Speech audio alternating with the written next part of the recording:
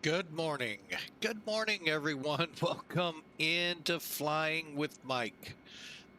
No, it's not the A320 sitting on the line. A321, another ToLiss aircraft updated, basically updated for 3.0. This aircraft's been around a while.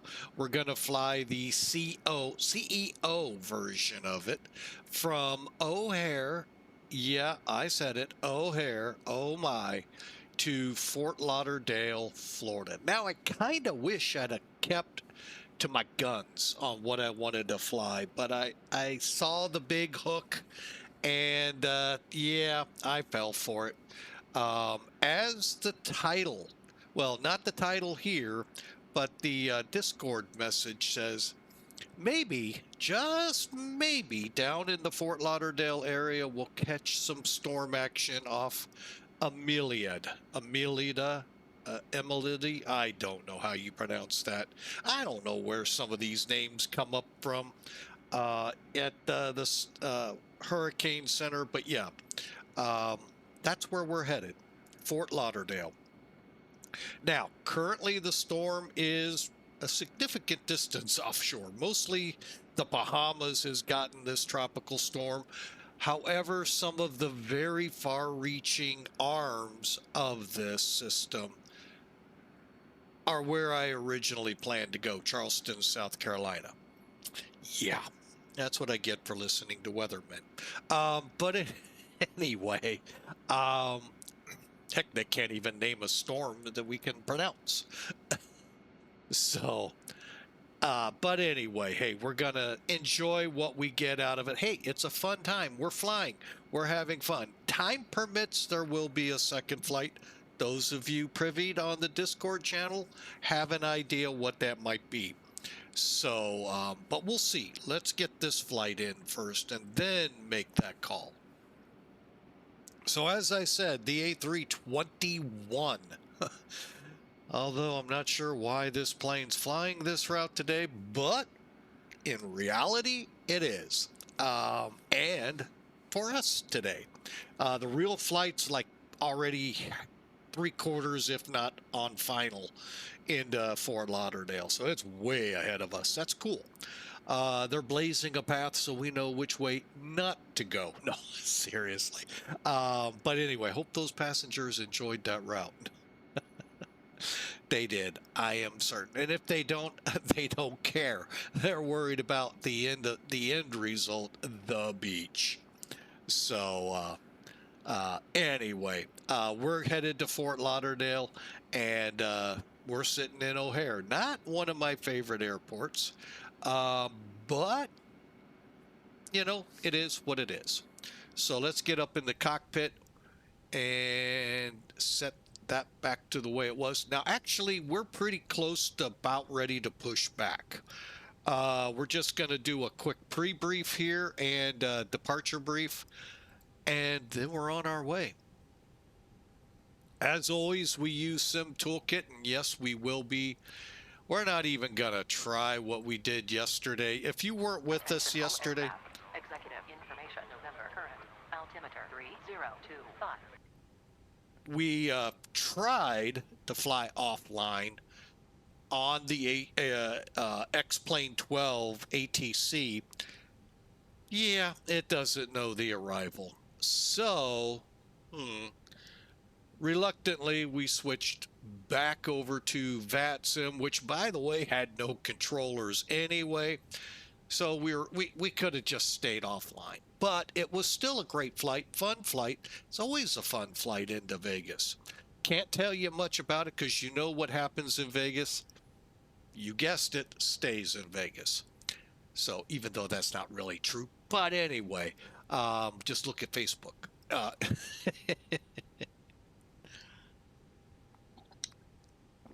All right, get some coffee in the veins here. Okay, we're going to run out of here. Like I said, an A321 on this route today, overkill. 24,640 people. Or that would be a good run. No, pounds payload.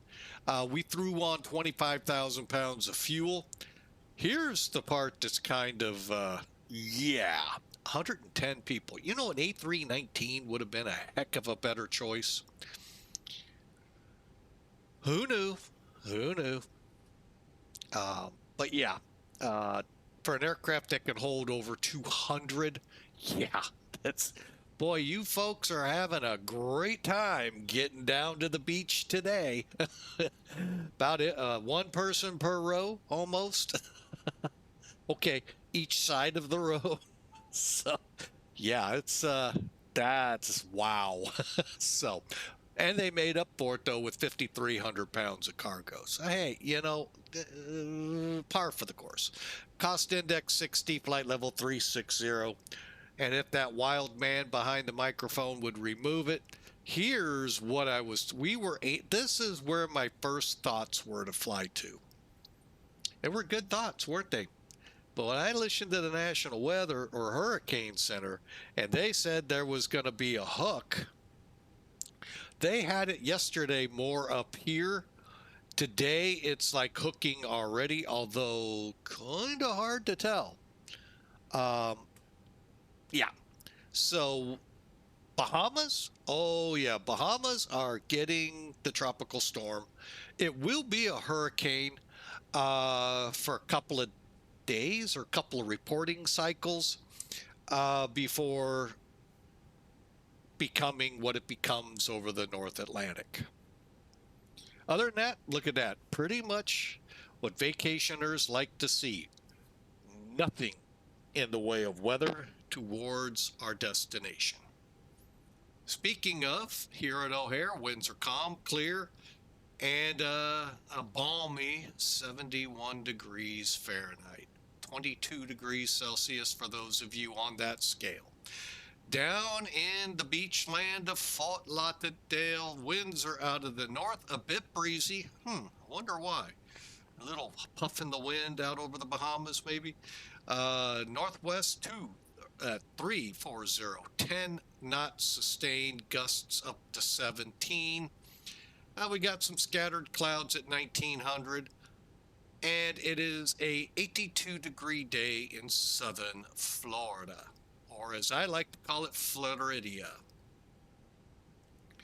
For those of you on the other temperature scale, that's 28. So you don't have to pull out your little conversion meter and go, what's 70? What's 82? So, all right. So there you have it. One last look. Yeah, would have loved to have headed to Charleston. We probably would have seen the radar light a little bit. We may, because our approach today will be a little bit out here in the Atlantic to come in. Not much, but a little. So who knows? That radar just might show a blip. So let's get in here and try and get this plane headed down there. All right, as I said, we are just about ready. We have the overhead panel set, ready to go. Just our last minute things going on, last minute bags being put on that we actually control. Come here to mechanic, go to page 4, and we can put them in auto.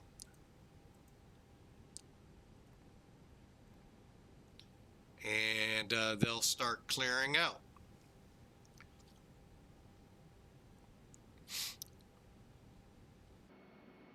And you can see them starting to push back and get out of here as the doors close afterwards. And by the way, that is pretty accurate. Somebody stands back pushing the button under the belly of the plane to get the doors closed. All right, so as we look down here, the only door left is the one to my left behind me. All right, let's get going. Let's switch these over to the right. Let's see, we are not 24 degrees. Let's switch that, by the way, so I don't get confused. Change. Okay, so 3023. Last but not least, let's get on VATSIM Today we are American 1424, AAL 1424, A321, connecting, 1336.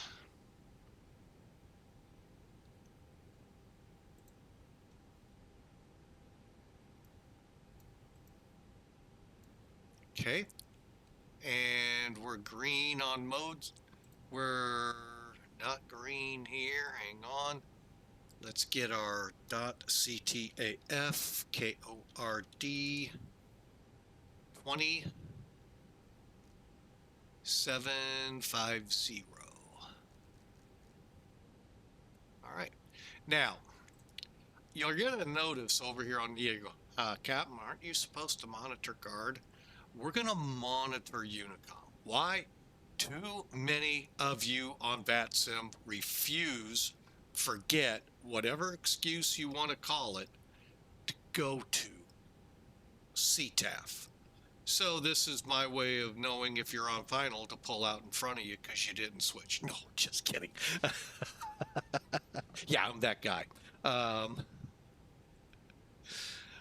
No, seriously, that way I know the full picture, even though I'm the one they call out all the time, who normally is on CTAF, switching over at the right points, and they hardly ever get on the ones that don't. So, oh well, call it what it is. Yep. So, anyway, we're out of here. Part of the reason I'm not a huge fan of this place.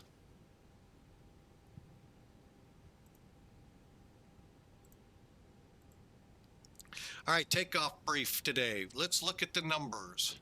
All right, 10 left. Here's the current weather. Calm. It's 0, 0, 0, 0, 0, 0, 0, 0, 0, 0. 23 degrees out there, 30, 23. That's not what I just saw, was it?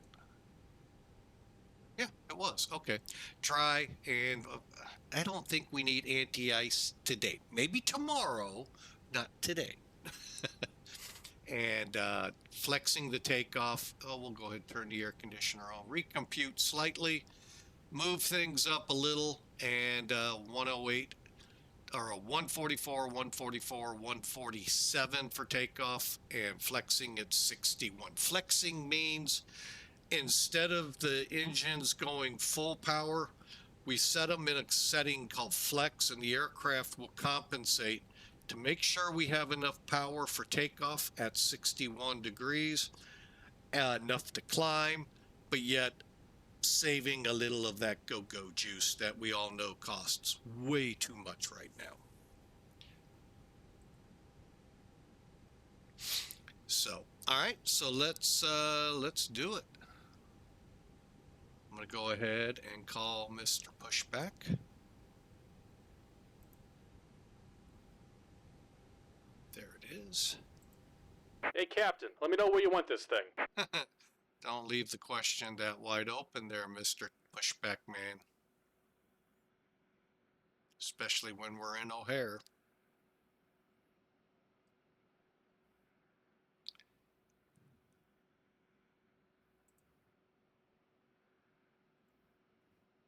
Great news, Captain. Your tow's coming. Oh, good. Hang on. Glad that triggered my memory.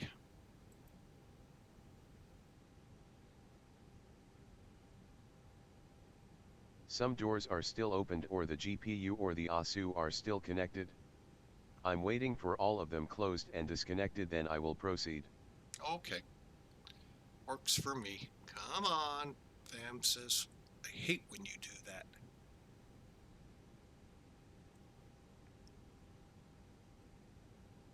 All right, we are on with the ACORI system. All right, what was he complaining about? Oh yeah, we do have a door open.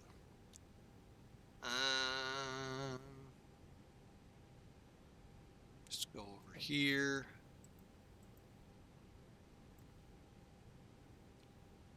Oh, why didn't one close down below? Did I miss it?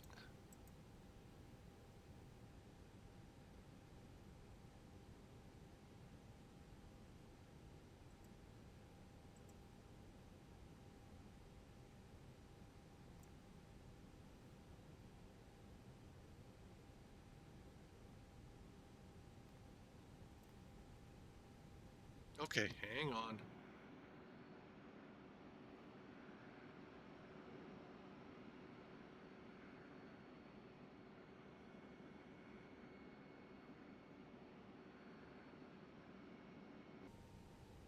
Huh, why is that not working?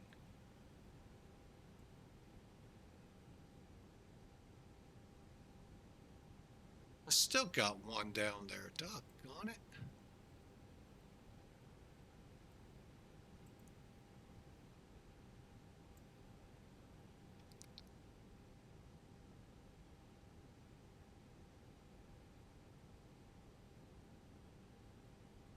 Why is the bulk not closing? All right, looks like the doors and hatches are closed and we're ready to connect.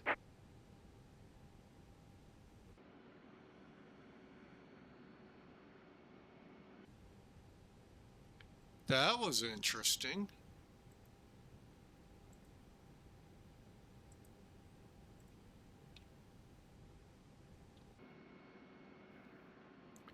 All right. Huh.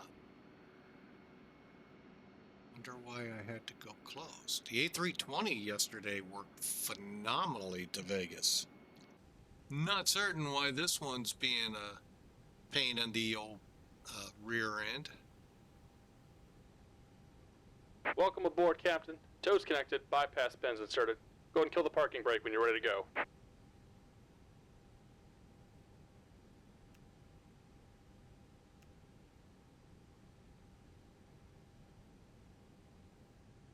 Okay, fuel pumps are on. We're all looking good light-wise. Here we go. Here comes the pushback. Light them up.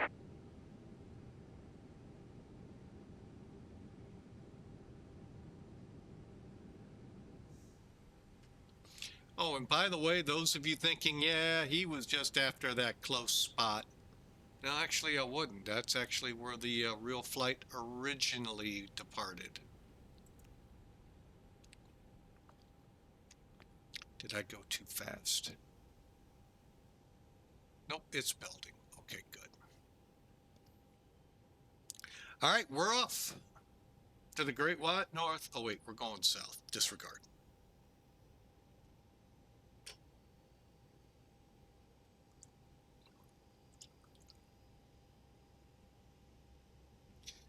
Fun song from when I was a kid. Take off to the Great White North. Yeah, that was a fun song. Deer Camp and all of those came out then. All right, so the engine is finally making noise out there.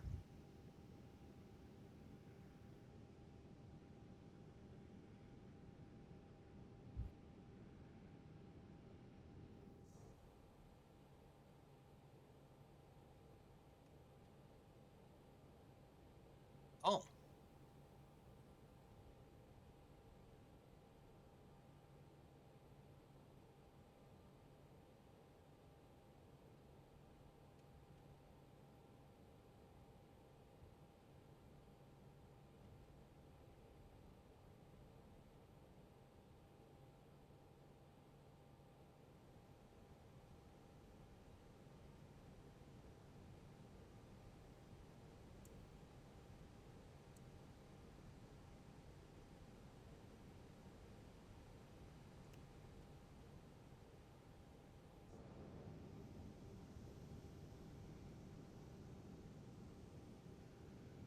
Just about done here. Go ahead and set your parking brake. Brake set. And we're disconnecting the tow. Give me just a moment. Okay, you had your moment. He did say a moment. All right, welcome aboard, those of you coming in here with Flying with Mike. Yeah, we got about a half-hour jump on it. We're pushed back 5 minutes before the scheduled start of the stream, and believe it or not, pushback was on time.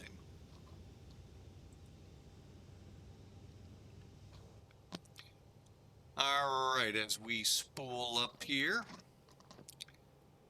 So, yeah, we've got a pretty good flight ready to go. Those joining in, American Airlines, virtual American Airlines service from And we're disconnected. Signal and pin on the right. Take it easy and have a safe flight. Chicago,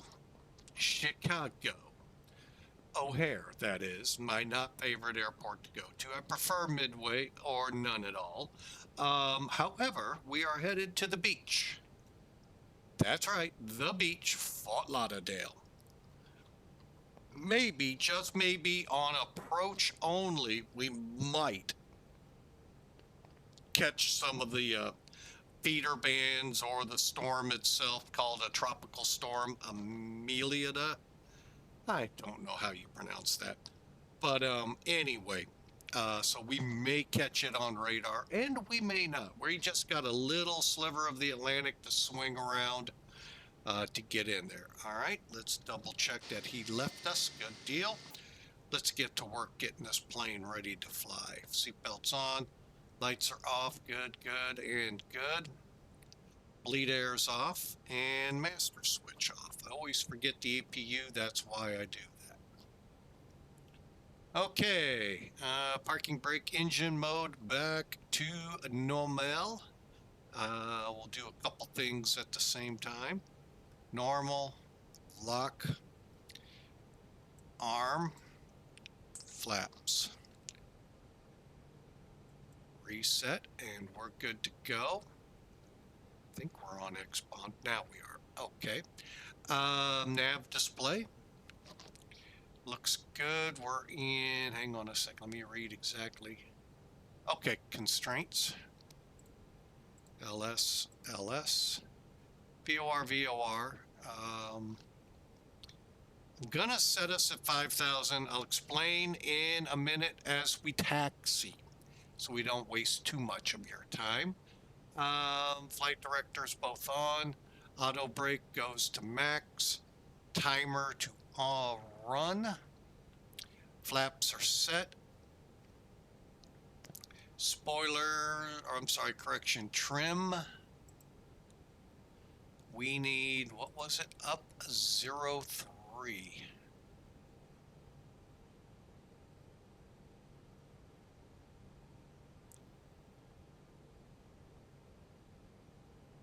Okay. That's good there. We're in flaps 1. That shows up there.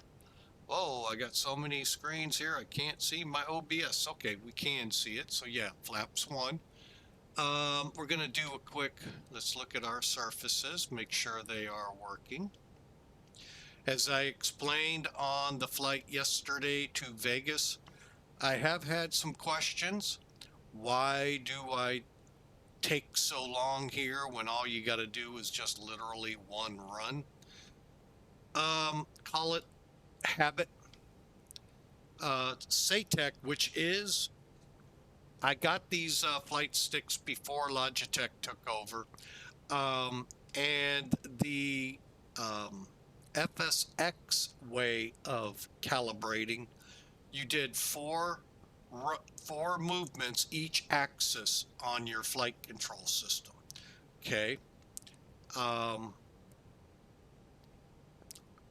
So you just made sure they went 4 times. That included the throttle, which we don't do here for obvious reasons. And you also had another program running, and it's a real pain. Thankfully, X-Plane has made it so much easier.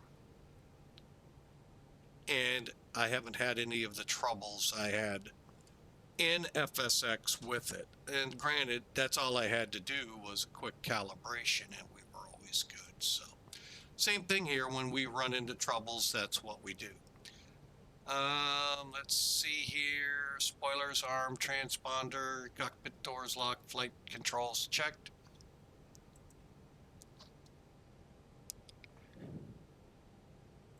Here we go. Oh, air traffic American 1424, taxiing to 10 left.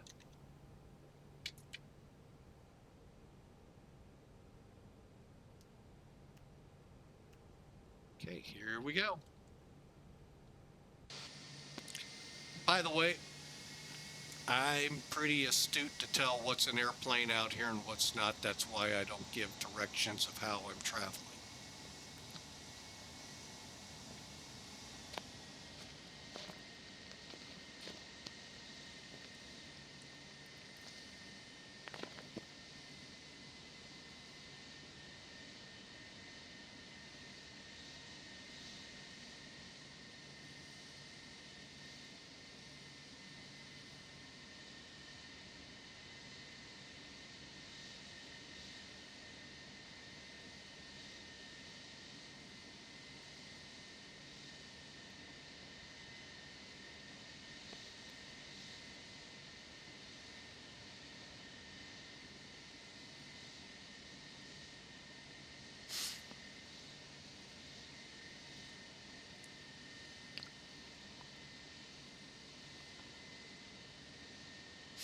All right, so why 5,000 feet? Ha, you thought I forgot. We go back to that age-old problem we have. We hear it all the time. People will say they'll take the altitude given in the PDCs especially as what they're cleared to. No. If it's lower than the number I'm going to show you, then yes. However, you rarely get that. Let me explain. Okay, so we're on the O'Hare 9 departure, coming off 10 left. Okay, so we're coming off the south side, going straight out. We have these rings to contend with. All right. Come down here. There's always a place that's going to give you what is expected. All aircraft expect radar vectors to first en route available navigate or fix. In our case, it is CMSKY, CMSKY. Oh, by the way, I think he signed off. I was going to say, see, if he started taxiing, I'd see him and know that's an airplane. But anyway, I don't like redundancy and I don't like time taken on a radio. All right, but if you come down to routing, it's going to tell you cross this arc at this, at or above this level, 8.5 at or above 4,000, maintain 5,000. Fine dandy. Top altitude for this departure is 5,000. So when they clear you, runway heading or on a heading, you are asked to check in, what's your altitude passing, say, well, just say 1.54. How many of you say 4? Flight level 360. That is an incorrect answer. You were headed to 5,000 feet, as the chart says. Called out twice. Both times appropriate, perfect call outs. I'm glad they did it. Yeah, I totally missed it. And they helped teach me something. So yeah, that's why I'm setting 5,000. Now, technically, without a controller, yeah, you're free to do as, go to what you want. But, there's this thing when I get to a runway, controllers go, contact me. Well, this is one of those airports. Yeah. Before I get on the runway. They get really angry if I take off. And I do mean that some of them get downright mean. And it really, really keeps me away from coming to O'Hare. Or just come in offline.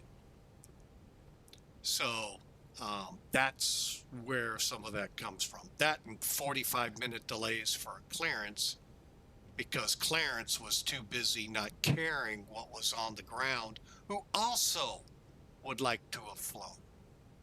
or like to be doing what they're doing. And yeah, that was bad. Not fun times here, believe me. But in the real world, it isn't much better.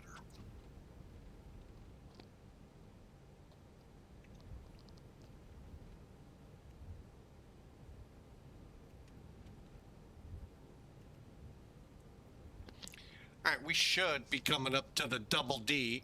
We'll follow that. That's what the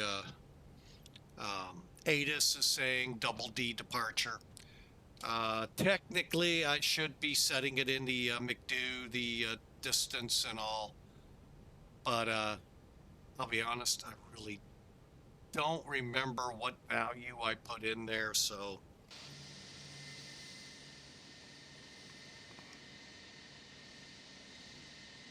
O'Hare traffic, American 1424, departing runway 10 left, O'Hare 9 departure.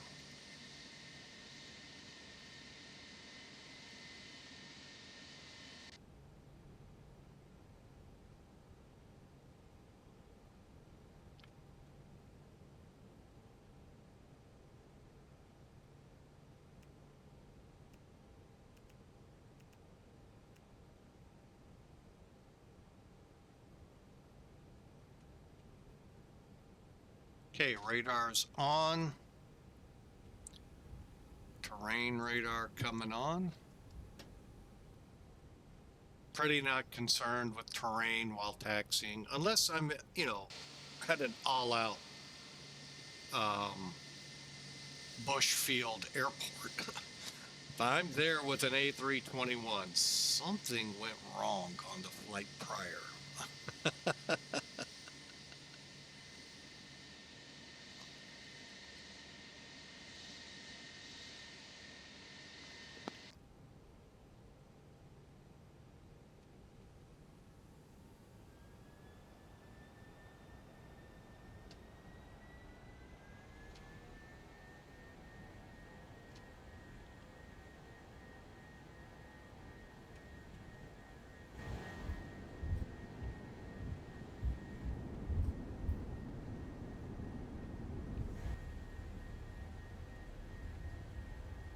Okay, 100.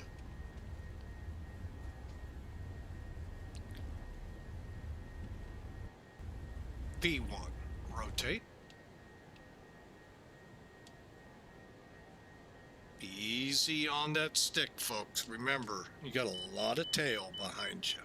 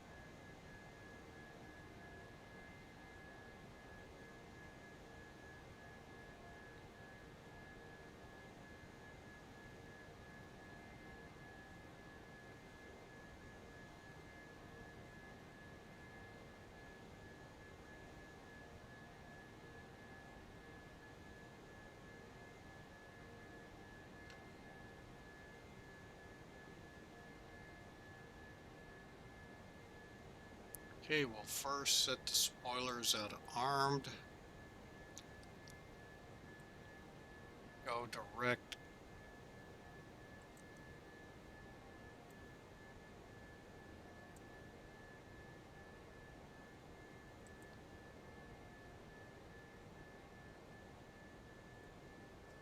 All right, now we are direct Kaminsky, And then on to Arlen, was it?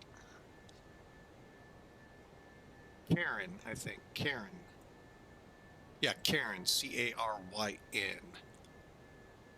And we're clearing ourselves to flight level 360.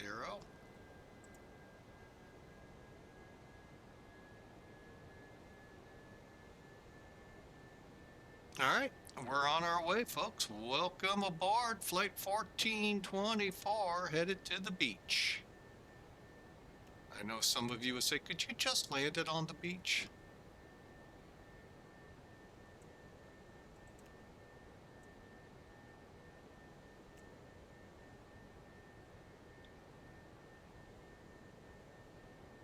That would be, you know, no need for an Uber. Sorry. It really would not be a smart thing to put this plane down on a beach.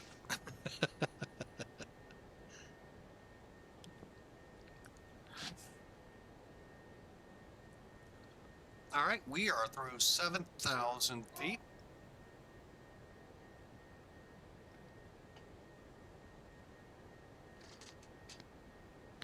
Hang on a second, folks. My dog is barking and I don't know why. Don't know if they actually went outside or what. So I will be right back.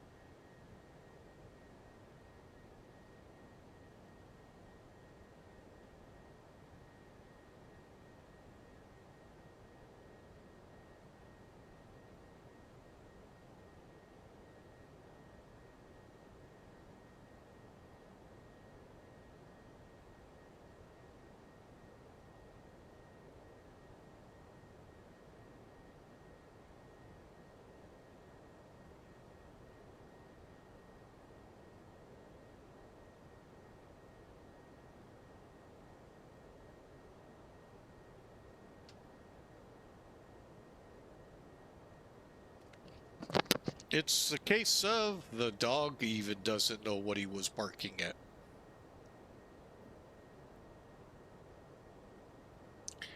All right, let's see. We're through 10,000 feet.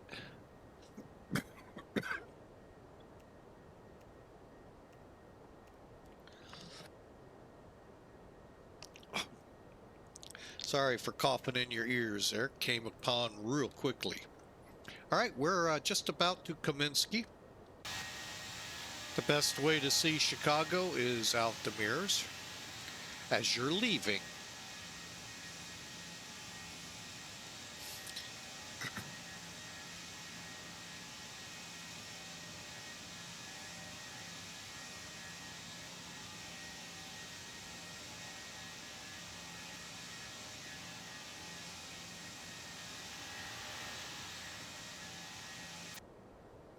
All right, we're making our best climb we can to flight level 360.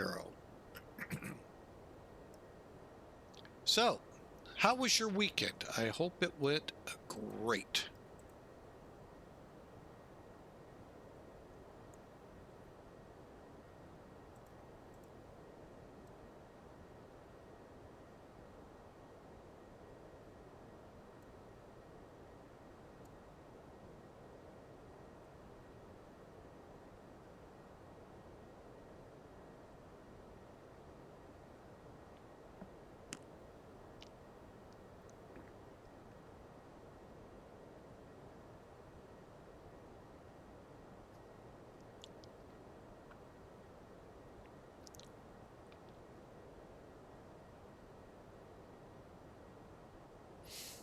All right, just kind of monitoring. We're getting ready to go to CARYN and then on to Evansville, Indiana, Pocket City.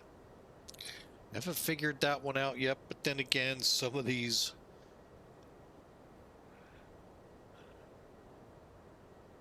really don't make sense.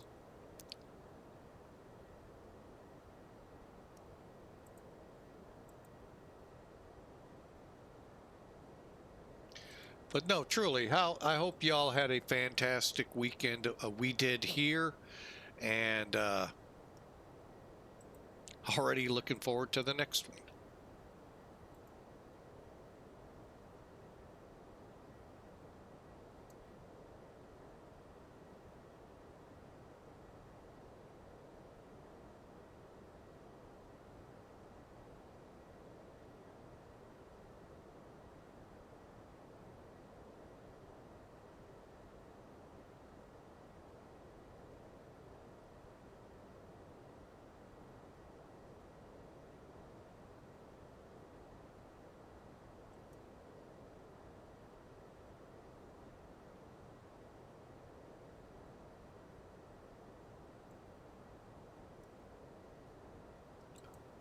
Oh, I was trying to figure out what the heck did I just click on? Yeah, I know. None of you have that kind of problems. I know. All right, Indianapolis approach departure is online for those curious. We're going to be above it and away from it.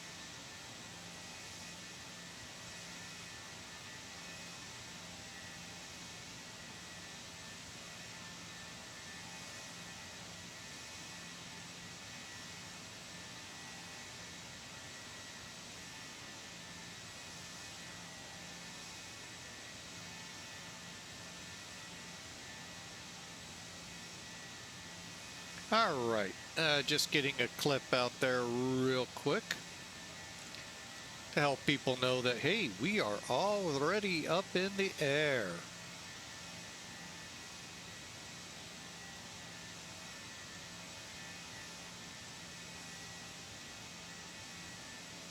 Yeah, even looking at VATSIM radar, there's really nothing out there, folks. Yeah, it is what it normally is in fall, early fall in the U.S. It's pretty quiet weather, minus any tropical systems affecting. I said this yesterday. We have tropical Emiliad.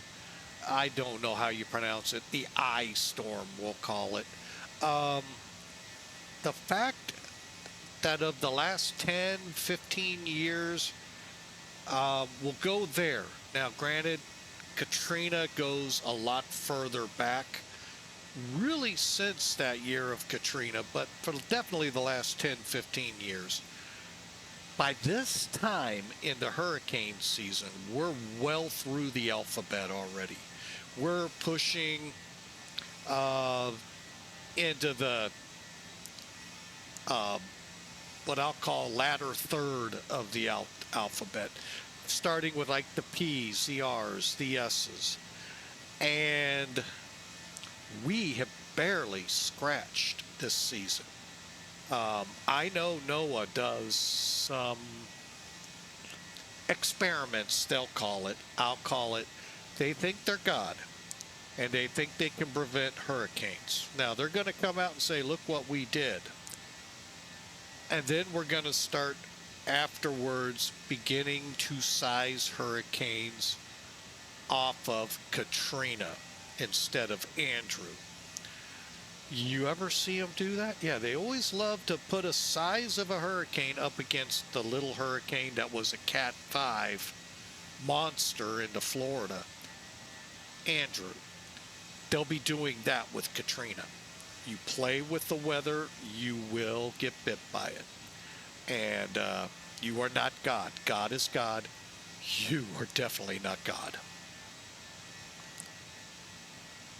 So be careful with the fire you're playing with.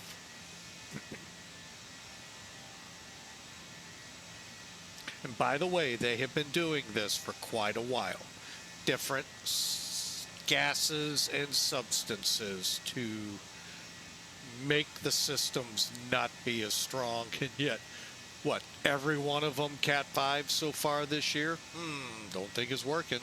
Oh, you might be able to say we haven't put much up there in the way of storms. You know, there's other reasons for that. But be careful.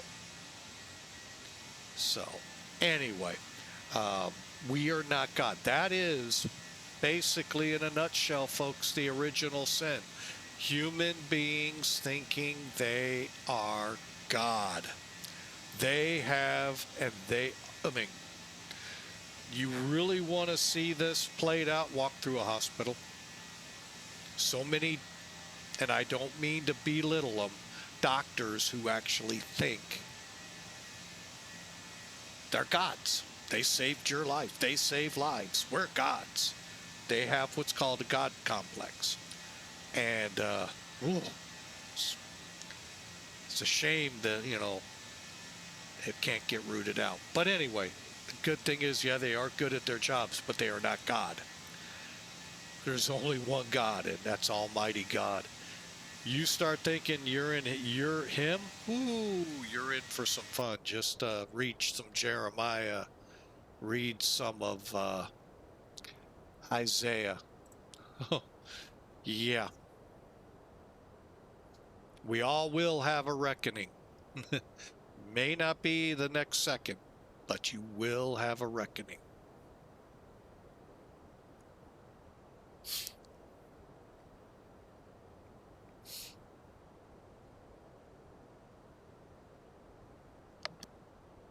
Anyway, sorry to get off on that tangent, but it is kind of bizarre. I mean, this is the kind of hurricane season we kind of were accustomed to in the 90s.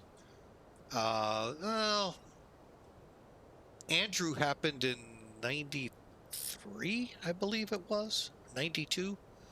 So the up until the 90s and into the 90s, for the most part, it wasn't like we saw in most of the 2000 years. I mean, it was the year of Katrina. We actually got into the Greek alphabet, and we did a couple more years after that, you know, different times. So, you know, just keep that in the back of your mind, what Captain Mike here said. And I've been privied to know they're dumping stuff in the atmosphere. So, and that's the scary part. What they can get away with that you don't know.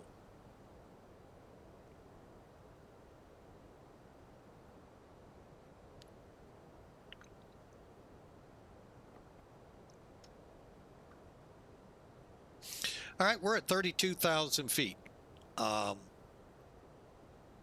And don't get me wrong, it's not just NOAA. There's other countries playing with the same battlefield, the weather. So.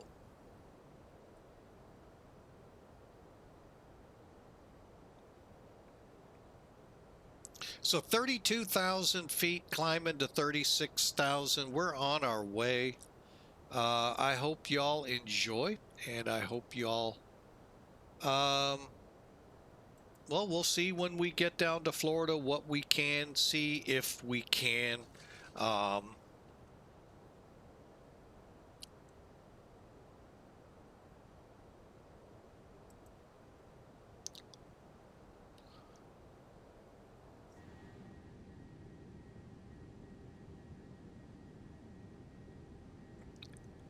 Felix MV19 following. Thank you, sir. Hello. Welcome aboard. Look forward to seeing you on future streams.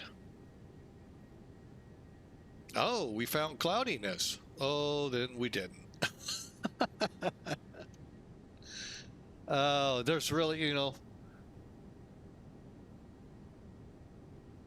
You want to know the computer spec? You got me on that one. Hang on, sir. I'll remember the command here in a minute.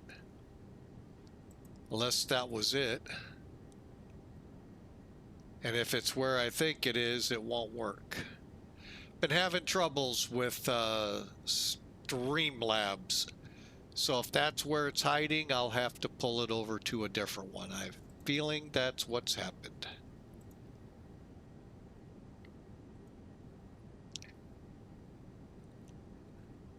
Oh, no. Let me just see. I may have it already over here under a different.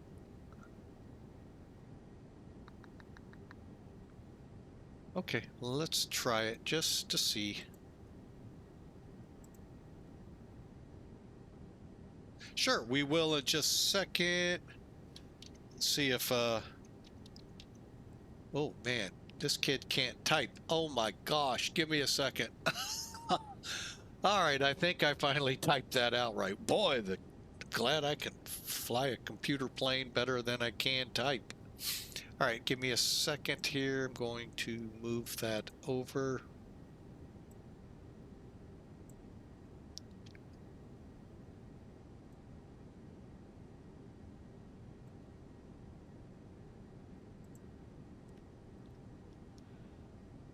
All right, and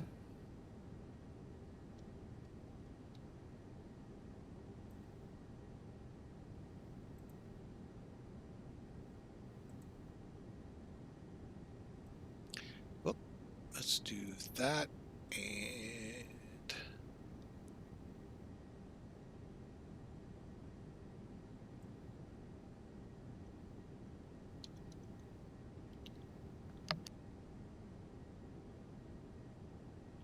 all right. Ooh, nice. Somebody just passed us by.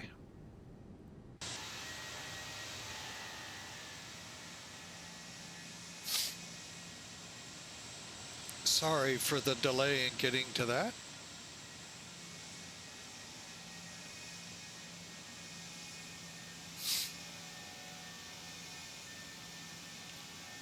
Almost looks like we're nose down cruise. This is X-Plane.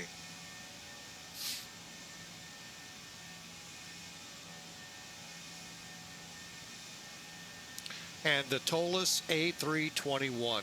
One of, well, I'm going to just say, if it says the word ToLiss, I'm all for it. 440p, you're going to get me lying on that. I'm not certain what that is.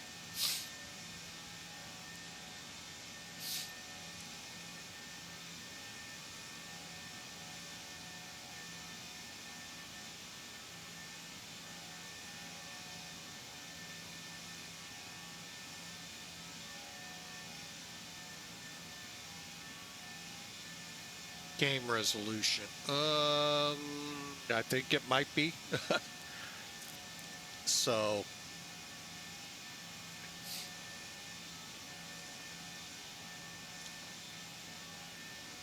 I really like it. I have to dial things down a little bit. It's a 5-year-old computer. But overall, just amazing. I didn't have to. When I went from X-Plane 11 to 12, didn't have to spend a fortune on a whole new computer like I would have from FSX to a new system, or from the new flight sim to a newer flight sim on the other world. So I'm very, very happy how X-Plane did that.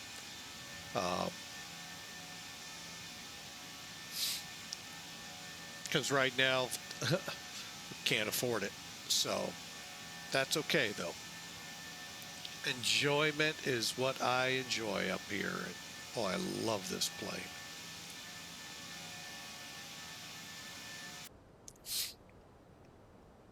All right, let's get up here. Be nice to the passengers and the airline so they can make money on the beer and liquor sales. Oh yeah, you didn't know that, did you, on the short flights? If they let you get up, they'll say to let you stretch and use the restrooms. No, it's so they can sell liquor and try and make the flight break even.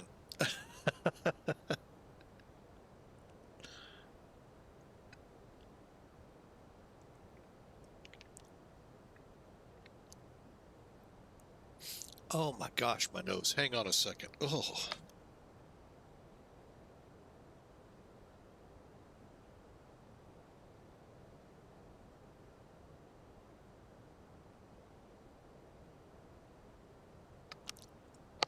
All right, well, we'll just have to work with it. The nose has decided to go crazy like the weather is here. Was cool for about little less than a week. Now we're back up a little above normal, not too bad. And oh man, fall is just tears my nose up, which gets me ready for the one that really gets me, winter. So but I still prefer winter over summer any day of the year, especially if you can knock the bugs down.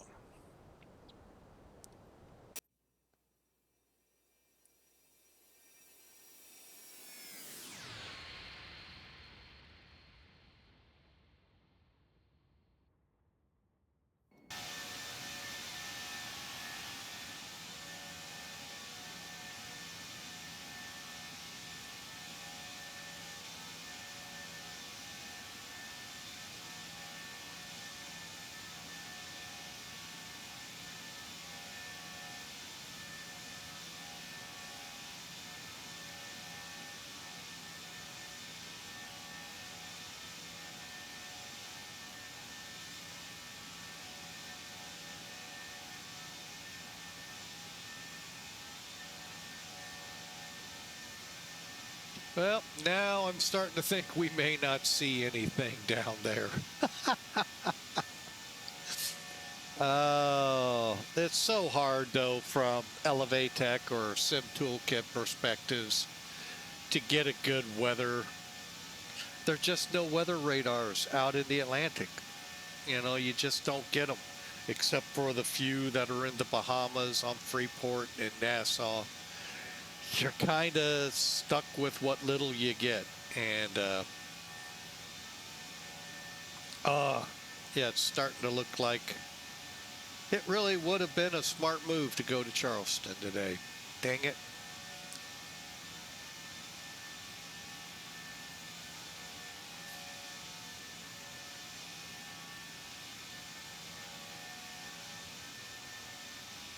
Yeah, let me show you what I'm looking at here on Elevatech.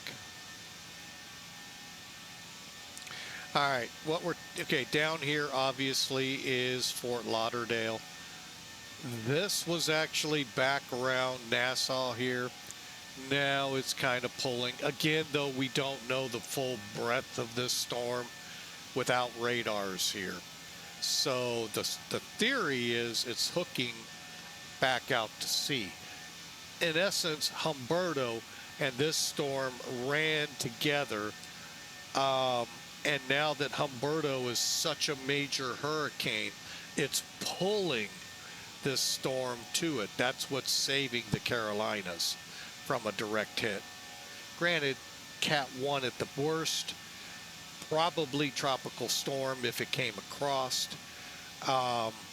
as the forecasts were earlier this week. or last week, or late last week. Sorry, I forgot. We're starting a new week. Then Friday night, Saturday afternoon sometime came this AI model that said it's going to hook. The Terminators said it was going to hook. God help us. We're trusting too much into Terminators, into robots. Those iRobots are going to get us. Anyway, whether or not it's actually turning or not, I can't tell you from this view. But that was supposed to be pretty quick north of the Bahamas. Now, this most likely is a rain band elongated out from it that's hitting the Carolinas. But is it turning out to sea? Couldn't tell you from this. So, but anyway, that's what we were hoping to hit. When I saw that it was pretty well, the consensus is in a lot of different areas, including those that National Hurricane says don't ever listen to, they're never right. Yet most of the time they are. That being a gentleman out of Tampa. I kept hopes up, but then it just really did appear that it was gonna hook and miss the Carolinas. So that's why I chose Fort Lauderdale. Thought maybe we might catch it going up between the Bahamas and Florida before the hook, but looks like I'm no forecaster. Looks like but you know what? It'd sure be nice to be a weather forecaster to make them big bucks to say be wrong all the time. So, yeah, you know, they get the laugh to the bank all the time.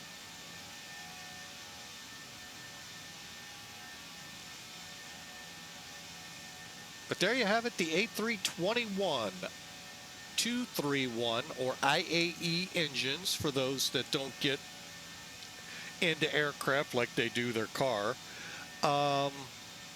Service from O'Hare to Fort Lauderdale.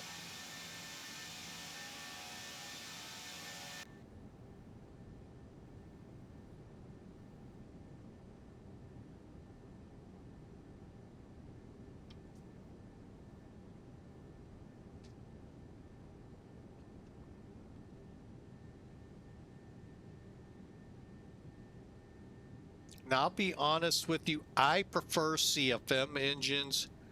I just like the difference in look. Overall, they're pretty much the same looking engine to about right here. Might be a little thinner coned engine here, but and a little bigger, but not much on the intake. But I like the uniqueness of the flaps coming out when you go into reverse, reminiscent of the days of the DC-9s and 737-200s where the, you know, the clams came out. Yeah, and actually 707s too, and KC-135s. I like that uniqueness to it, but many prefer this one. So, and I'm glad I looked before we got underway. For some reason, it had the LEAP engines on it, and this tail number does not. Done that before. I'm glad I caught. Well, glad the Lord pointed that out to me in the McDo. Okay, so now there are a couple of characteristics with this plane. The A321 has a few different door configurations. You could find them with two over the wing. And I believe you lose either this door or both. My guess would be one or the other. I don't know. You can, this is an interesting airplane and easy to spot because it's like goes forever. But the A320 and A319, they get very hard sometimes to tell apart. Even to those trying to train emergency responders on how to tell them apart. Listen to your dispatch, unless it falls in front of you. Yeah, then you're going to have to try to figure it out, because it basically is telling you how many people are on board. So this plane, you're over 200 people, potentially. This flight, we got half that. We're at 110. Like I said, probably a person in each row going one side and down the other.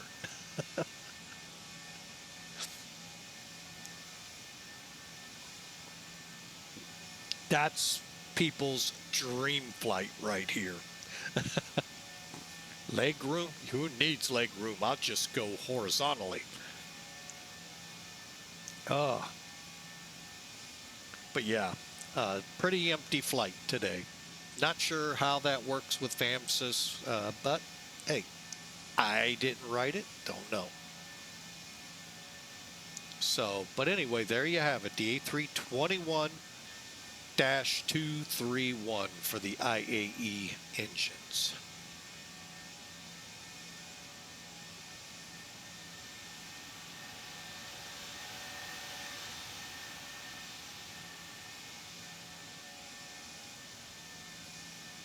And you thought it would look different on the other side, didn't you?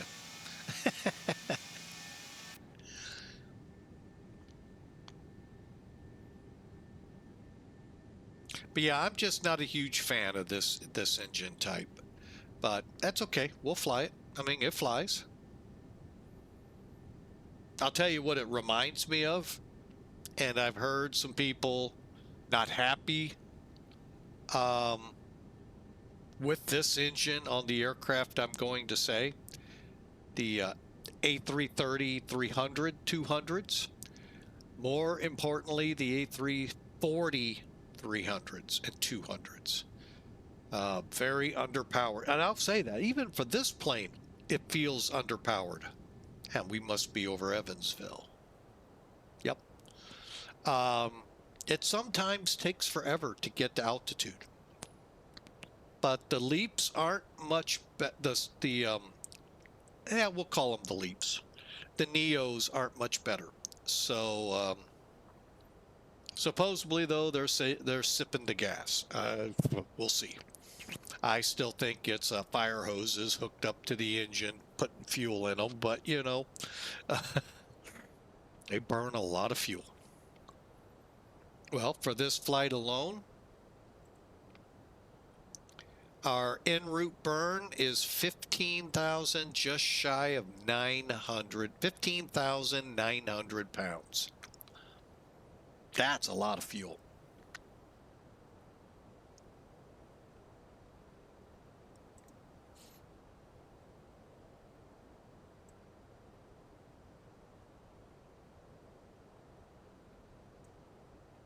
So we continue on, and I hope you enjoy.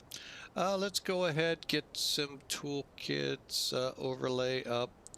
I'll tell you why I don't use the Elevatech one. I don't care if you use this one or the other one. It just seems like it eats up so much real estate on that screen. Whereas, by the way, that was free. And so is this one. A lot less real estate.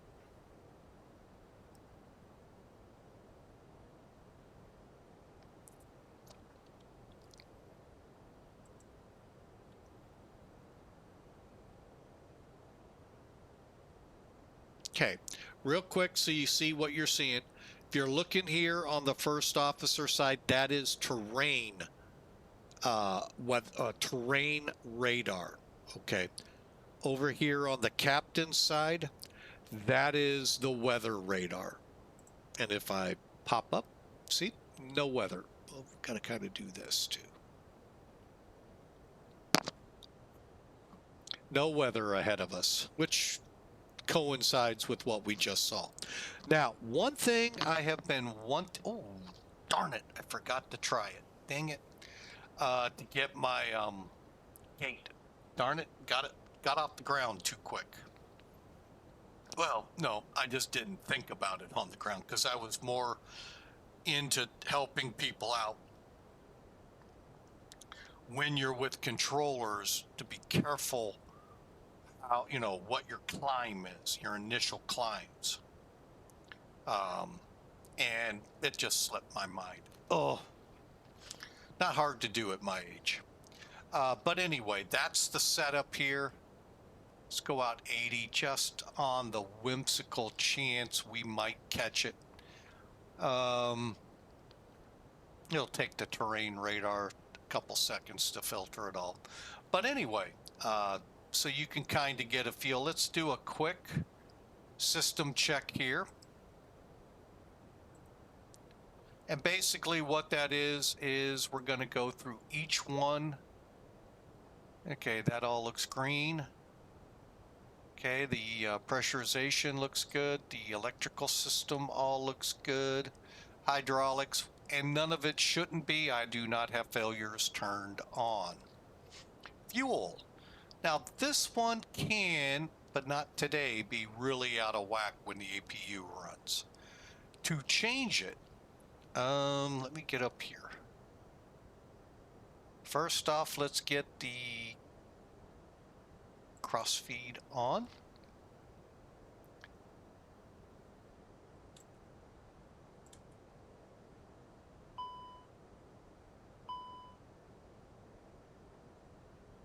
Okay, I always like to come down, see, am I going to lose an engine?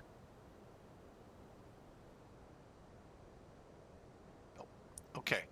And what it should be doing is burning down this fuel tank over here so that we get more in balance. You do this about every 30 minutes or so, whatever you deem necessary, to make sure everything's as is, write up anything that is not as is.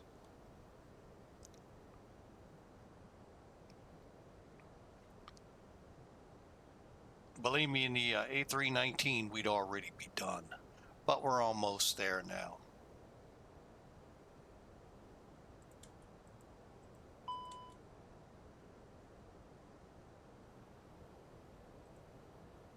Okay. Go back to fuel. And we are balanced out. Okay, the EPU is off. All right, here's the cabin. Now, those of you in those Celsius were in this world of Celsius, you know this would be different.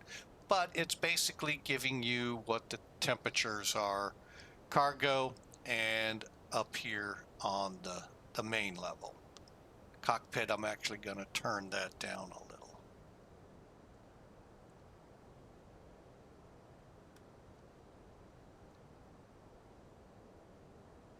Okay. Next up on the hit parade is doors. Okay, now, yeah, we know the slides are armed. More importantly, though, right here, this cockpit oxygen. Okay, this is the cockpit pilots will don when they lose pressure to get the plane down under 10,000 feet or safe altitude for the people in the back to breathe. This is their tanks, not the oxygen system for the cabin, should that happen. So don't get those two confused. The oxygen generators do the cabin. Might know the name from an incident in the 90s where a value jet DC-9 disappeared into, that's what I call it, disappeared into the Everglades. I mean, they know right where it hit. There's no pieces of it, though. It just incinerated. Or whatever it did. It just, the swamp took it. And the wheels are up, brakes are cold. And flight control systems, you can find out what these Y's and B's are. Go to your hydraulic page. And then finally, we click all for our status, back to cruise, and this just gives us a quick synopsis of how everything looks. Okay. And like I say, about every 20, 30 minutes, that might be the only one I do. But in the real world, they're, it's one of those things they do to make sure the plane's flyable. And make preparations if they do have a impending problem. Oh, the crossfeed's still on.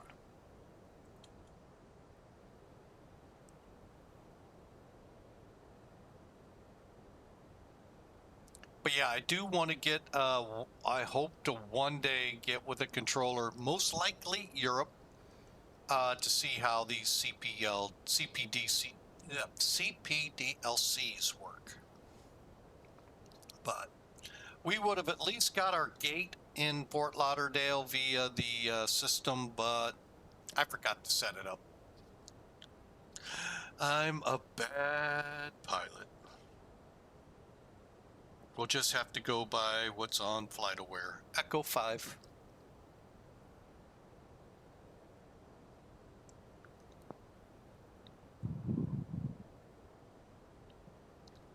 All right, we're off to HITMN, 56 miles ahead, and then ACORI, I believe, after that.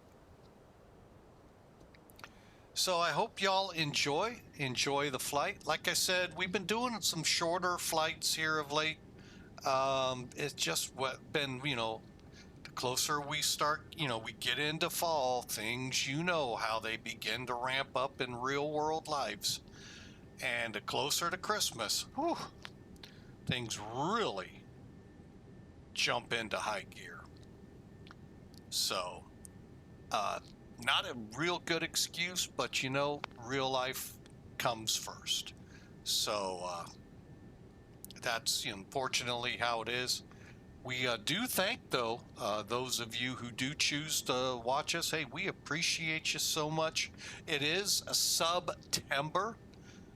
What is September? September is a time of the year, every year, Twitch offers some pretty cool deals on their subscription rates. And what is, I know some of you go, well, there's this one tool out there. I can watch all you streamers and not have to pay $5, $7, whatever dollars to get ad-free viewing. I get it with this tool. That's great. But if you really like the streamer you're watching, you really like that content provider, I don't care if it's me or Joe Blow down the street, or down the electrified highway. We get very little of that money. You all may think we're getting paid big bucks when you do that. No.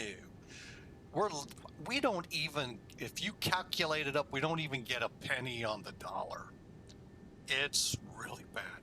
But when you choose to subscribe via just the outright subscribe or using your Prime way to subscribe, and I'm not fully up on that way, the content providers get a much larger chunk of that, to the tune of about $5 per sub. So when September comes around, they give you, Twitch is they give you huge, pretty substantial discounts. For instance, either web or mobile orders. Y'all watch it on multiple devices. So however you choose to subscribe on which system, you get 25% off 1 month and 3 month subscriptions. If you go 6 month on a subscription, 30% off. Again, web or mobile. It does not care which way you click the subscribe button. But out of that money, the content provider gets more of a fairer share of that subscription, that support you're giving. Plus, you also get the feedback of no commercials, which I know to some is just valuable, especially if you're, you know, you could miss something here. Now you got to wait for it on YouTube, which could be a day or two out. So I get it. So real good deals right now up until, and here's it, you better act quickly, October 1st, 10 o'clock U.S. Pacific time, 10 o'clock p.m. U.S. Pacific Daylight Time. Those deals end. September's over. We're in October. So what do you expect? So again, 25% for 1 month, 3 month. And if you go 6 month subscription, 30%. And that's both web and mobile. Folks, you're running out of time now. Hope you take advantage, and know this from Flying with Mike. If we're one of those streamers you subscribe to, thank you. Thank you so much. You don't know how much you've been helping this stretch of, you know, that we've been in my family and on the stream. We got bills to pay, and it sure helps when you all support us. So thank you. Thank you from the bottom of my heart. And I hope you have a blessed day. It's always better to give than to receive. But, you know, we give out here too. We help other streamers in many ways, both monetarily and other ways. So thank you so much.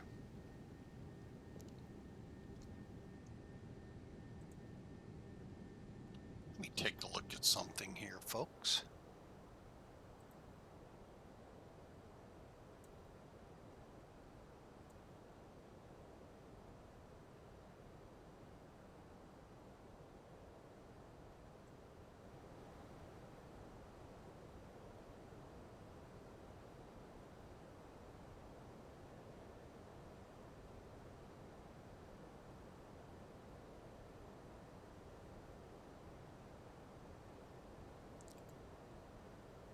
Okay, let's see how that sounds.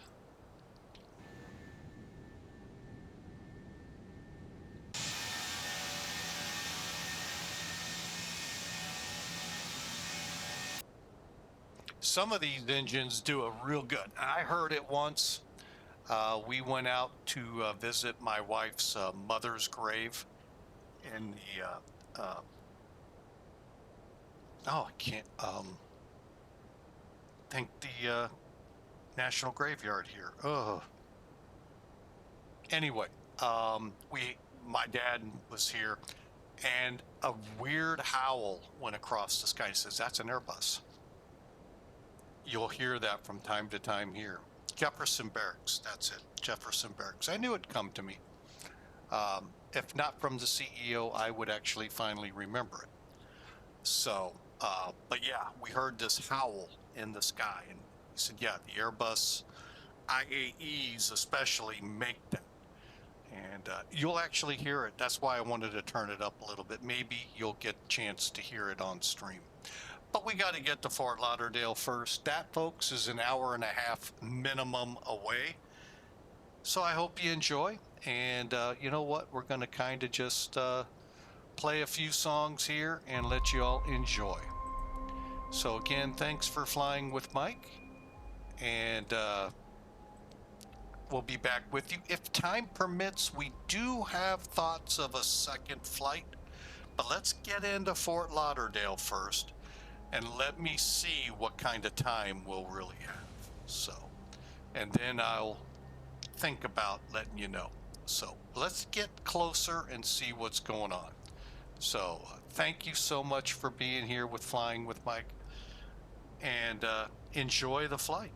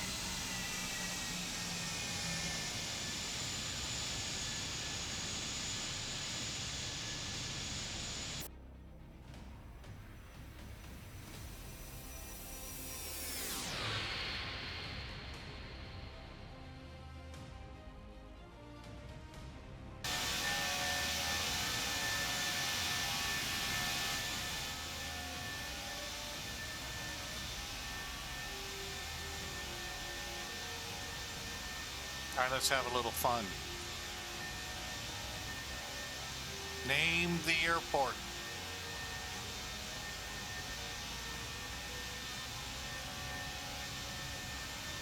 Hang on. Name the airport back here.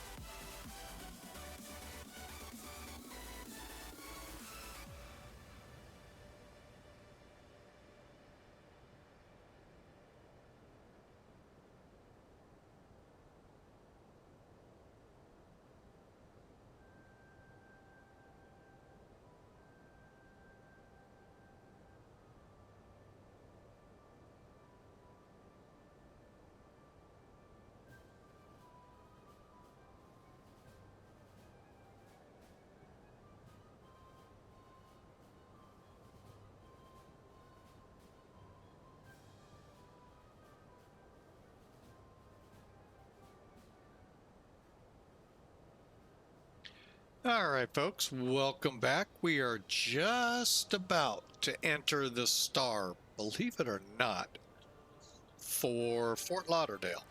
If you're not familiar with IFR flying in Florida, holy mackerel. These arrival routes start, it almost seems like when you took off. I mean, they are that long. Kind of a cute, funny. Did a flight here on Twitch here about a month ago or so. Detroit to Orlando. There were more fixes for me to add to the LTN navigation unit for the arrival than the entire flight itself. Jonah Lacey, welcome aboard. Thank you for the follow. Much, much appreciated. Thank you so much. So when I pull this up, you'll see what I mean here on our flight. And Jonah Lacey just subscribed. Thank you with their Prime Gaming account. Thank you so much. We sure appreciate that. That really helps us in the paying of the bills. Thank you so much. Welcome aboard. Hope you enjoy flying with us. We're headed to the beach, Fort Lauderdale. And actually, you know what? It's really not that far off the beach. Fort Lauderdale, from the way my wife tells me, it's a pretty interesting setup. And watching a video. What's up, sir or ma'am? What's up? There was a FedEx crash, several years ago there. Landed, really don't know why the gear collapsed on them. I never got that in the videos that I watched afterwards. But they had one of their gear collapse. It was just, thankfully the crew got out. That's number one, you know. That was a positive. But what we learned is the harbor where the, ocean going cruise ships, but more the cargo and freighter types come in not far away, about a mile or two at the most away. And the way my wife says it, when you come in from the ocean in, it seems like the cranes are lowered. I don't know if you've ever paid attention how the cranes tower above the boats, picking up the containers and whatnots. They seem a lot lower. We have an airport here, little off the topic, but you've got the normal size street lights going down the interstate. And hang on a second. And as you get close to the runways, the normal height of those street lights drop, so aircraft can do their instrument approaches and not be hitting street lights, or in the case of Fort Lauderdale, cranes coming in, because guess what? That's the way we're coming in. So anyway, hope that helps you out there, Jonah Lacey. We are flying O'Hare to Fort Lauderdale in the A321 from ToLiss. And it's been a pretty uneventful flight. The only event with this new version that came out of the A321, I had to actually set the cargo lower baggage doors to close to get them to show closed. I don't know why, and I don't think I clicked on them again. Maybe things happen. We'll find out in Fort Lauderdale or a flight in the future. But yeah, it's the A321-231. For some reason, everyone's favorite engine, the IAEs. I personally prefer the CFMs, but hey, to each their own. But anyway, let's get in here, look at this approach real quick, get you all a feel for what we're doing. Let me get the right page up here. There we go. Right, here's NavGraph charts. This is that tropical storm I thought we might catch some feeder bands of rain off of. Oh no, I should have stuck with Charleston. That was my original thought for this flight. But with that hook that was going to occur, I thought we wouldn't see it. And, well, Savannah, definitely Charleston. You know, we may not have seen it. Well, yeah, we would have. I think we would have seen some. Well, maybe. Who knows?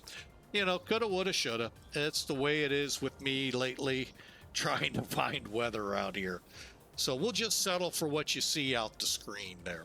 But anyway, you can see the green here. That is our arrival. The Tiki 3.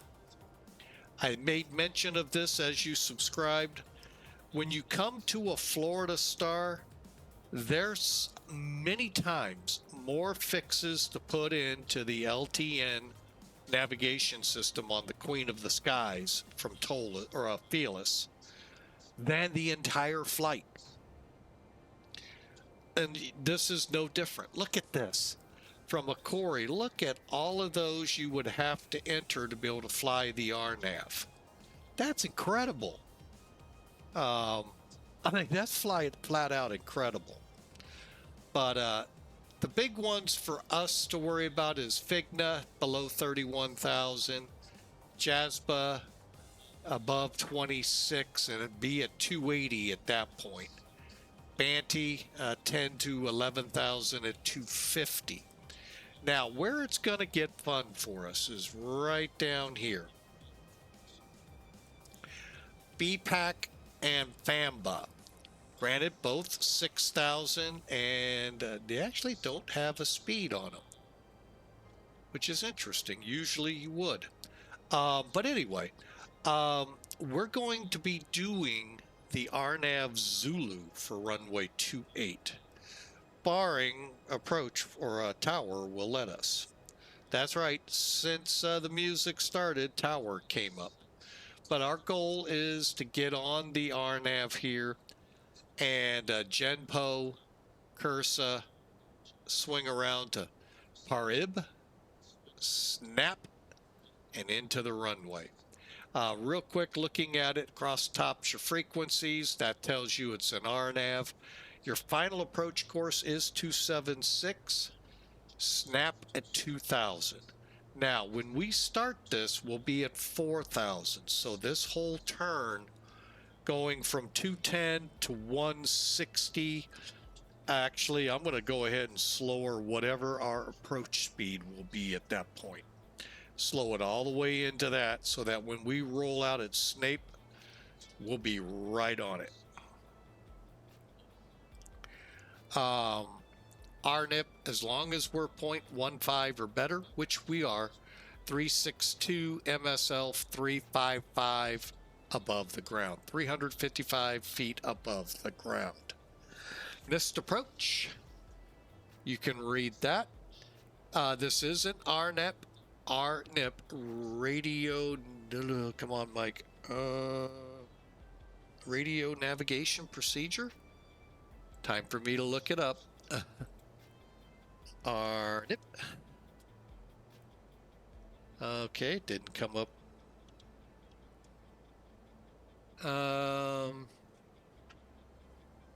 Required navigation performance approach for this runway. So,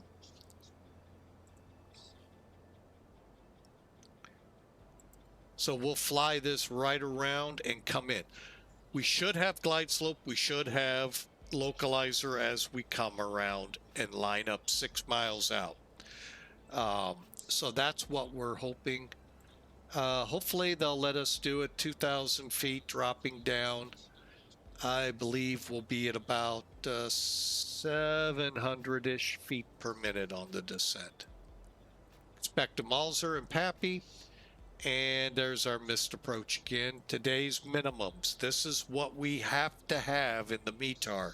We can't shoot this approach. We'll have to look at an ILS.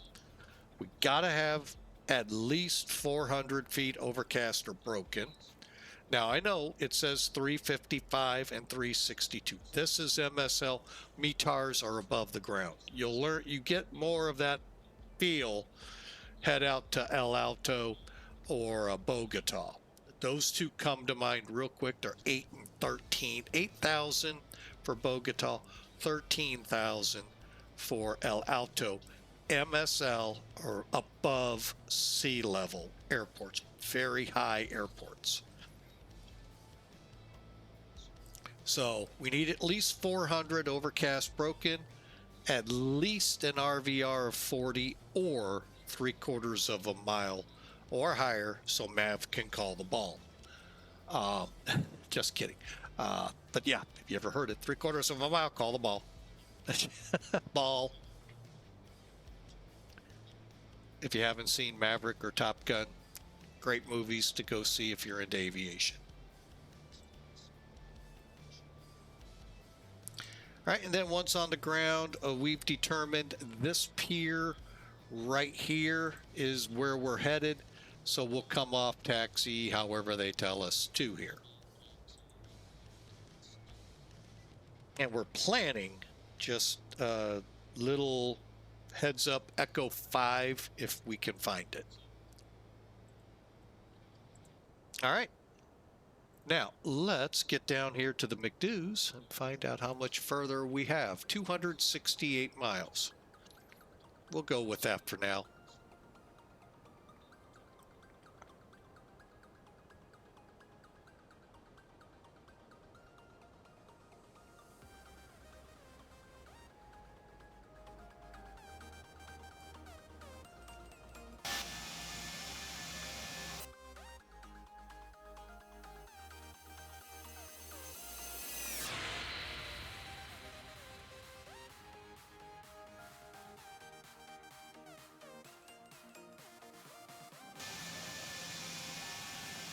I have to say this to Laminar, you've done great strides with these clouds, and keep hoping they get better and better, and the servers you use probably are what help to limit that, but boy, they are amazing.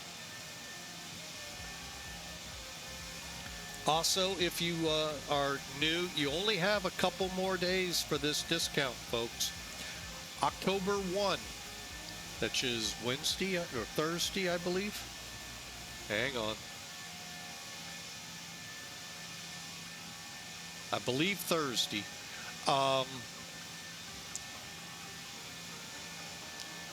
Twitch has a great deal out there for you for subscribing.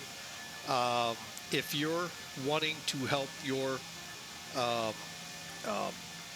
content providers, the streamers you love to watch, in a more generous way and get free ad viewing without ads, there is a tool Twitch offers that you pay for, and it gives you blank, carte blanche over all the streams. The streamers don't get hardly anything off that. Oh yeah, they show a little number to us, but it's thankful, but it's really low. But when you subscribe, they get a better percentage of it, and we much appreciate it. We had Jonah Lacey here subscribe using their Prime Gaming account. We sure appreciate that, but you can subscribe right out either way. A 25% off 1 month, 3 month subscriptions. If you go 6 month subscription, you get 30% off. Now that is be it web, be it mobile. Either way, there's no delineation to the streamer. So, and no delineation to you as to your percentage, which is the most important part of the transaction. You. And you get to become part of that content provider's world, and again, ad-free viewing and other perks that many offer. We do thank you if you do in advance, as we gracious thanks to Jonah Lacey for the subscription. So we will continue on. Let's take a look here as we start hitting some more of the fixes on the Tiki 3 arrival to Fort Lauderdale. Coming into Bullseye. Pretty quiet day out here, which is what we like. There is a lot of flying, as you would expect, between the Bahamas and Florida, stretching up to the Carolinas. And a lot are probably getting some good storm coverage, which is cool. With XP12.3.0 now released, the weather radars are abuzz, and it is cool to see. Even though they were on many of these aircraft before, now they've got even more to them than before, where you can tilt up, tilt down through a storm with the scans and really see it. I, being a private pilot, yes, I used to fly real airplanes, but it was a long time ago. 1980s to be exact. Many of you were not on this earth yet. And I got to grace the skies, boys and girls. Was that just awesome? I miss it, and I don't know if I'll ever be able to get back to it or not. But if you are in flight training, stick it out. You're gonna get and this is what I didn't know back then. You are gonna get a bad flight review. It happens. We're all human. We all screw up. We all just have what they call that bad day. Get back up on the horse, or in this case, get back into cockpit and go do it again. I didn't. There's a lot of other things in my life going on at the same time, and yeah. We all can sing the same kind of story, different circumstances, and it all leads to the same thing. We gave up on dreams. But sometimes when you give up on a dream, God has a way. That's how that He closed the door on you. To that wasn't the dream He had for you. God has much bigger ideas for you. We can't even imagine sometimes how big God thinks. I mean, all you got to do if you want to get a glimpse, look around you. God spoke the world into existence. So God thinks much bigger, on a bigger scale than our puny little minds could come up with, if you will. So, and He opened it took a little bit for me to meander past the doorposts and all to get through that door, but boy, what a life. It's just been amazing what God led me into, this wonderful wife and beautiful kids, and now grandkids. Hey, can't complain.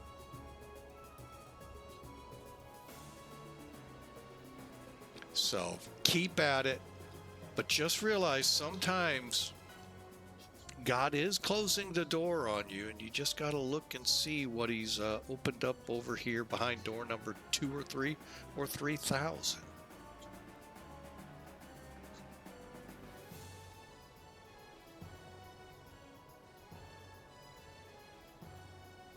And I know some of you out there will even say, well, God doesn't even know me, know where I am, or even... That's why I don't believe. Well, let me point you to the verse of the day today. Those of you on Twitch can see it, and now you on YouTube can hear it. But it comes from the Psalms, 139. We're getting close to the end of the book of Psalms, chapter 139, verses 9 and 10. If I rise on the wings of the dawn, if I settle, I really hate when that happens. If I settle on the far side of the sea, even there, your hand will guide me. Your right hand will hold me fast. God knows where you are. And if that's not enough for it, just read the book of Jonah. It's 4 chapters, 66 verses in all. A quick read, and you're going to find out you can't run from God. You can't run away as much as you think you can. You think you can outwit him. You forget something. God's got the high ground looking at you. You just got this plane. He's got a plane from your beginning to your end, everything in between. So if you rise on the wings of the dawn, if I settle on the far side of the sea, even there, your hand will guide me. Your right hand will hold me fast. God knows you. God sees you. God created you. And always keep that in mind. The potter is always watching what he brought to life out of that lump of clay.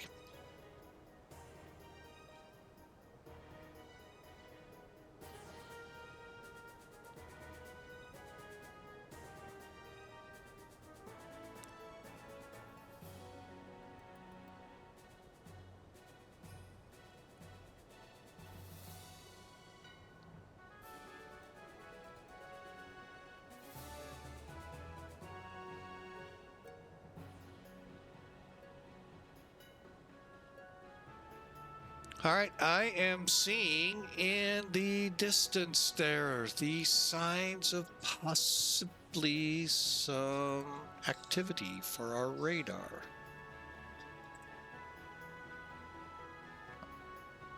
Yeah, there is some storms here in the northern part of the peninsula state of Florida. Who knows? Will it show up on the radar? Now, we flew, I believe it was last week, a flight with the Zebo. Now, granted, we had weather popping all over the place where I live here in St. Louis, and it reflected on the radar. Wow. But as soon as we got away, like it did in reality here, it too disappeared. And but now we're coming into a band of storms, and we should parallel them. So hopefully we'll get to see something on the radar.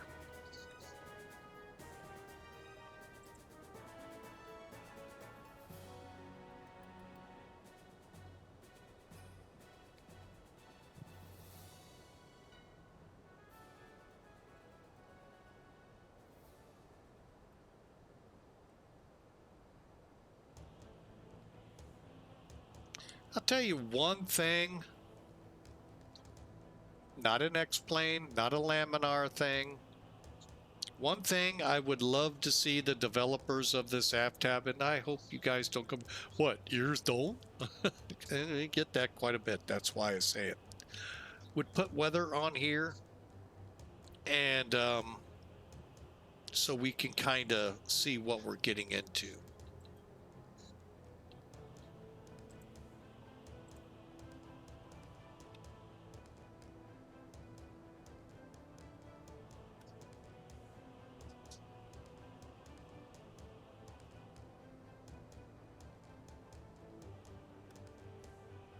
All right, well, that didn't. Let's do one more check. Okay.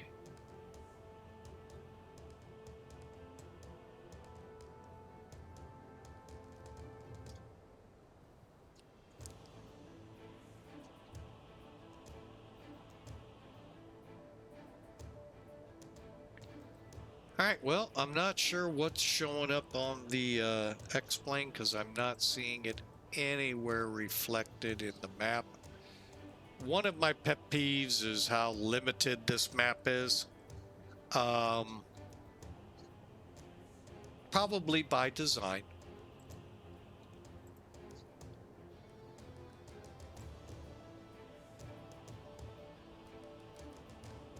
But I wish it would allow us further out. And like I said, I have no idea how far out that storm is.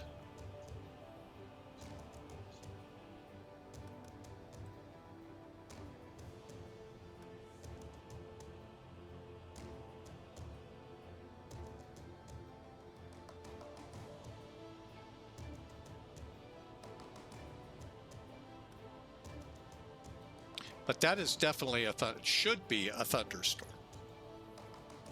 And for all I know, it's on the other side of the coast. Who knows?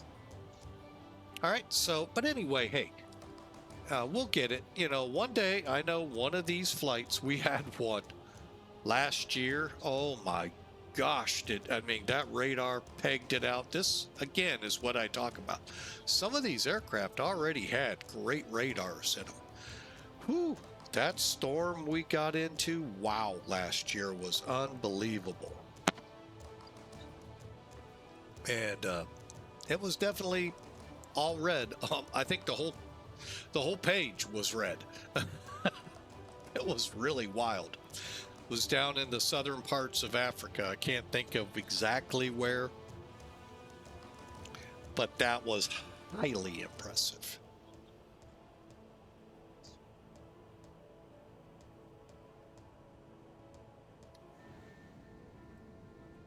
Yeah, we definitely have some storms out there. Like I said, they very well could be off the coast, the other coast. As we're coming down this one, the west coast, that could be off the east coast.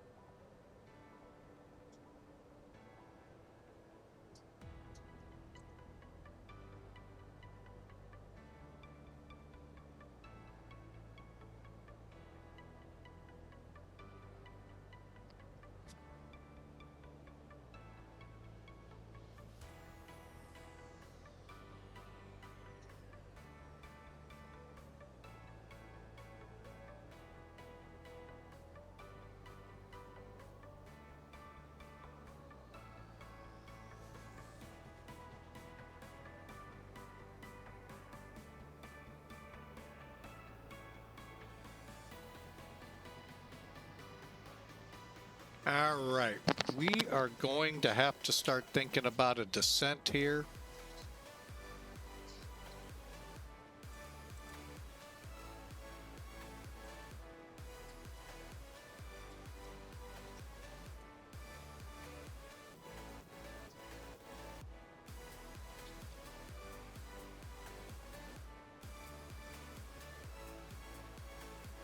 Okay, we're going to plan 28 right. This was as of 16. Oh, this is an hour. Ooh, I don't like when it does that. So let's look at the winds. 330.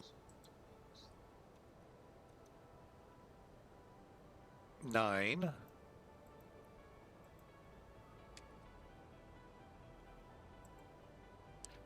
And we got a 31 degree temperature. 7. No anti-ice. That all looks good. 8,000. Well, we'll see.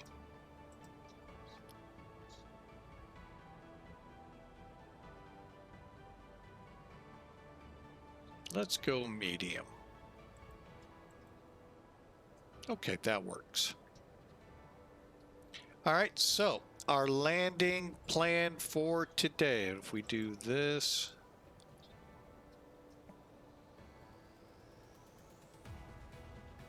still. All right, now I need to reset everything. Dink, dink, dink, dink.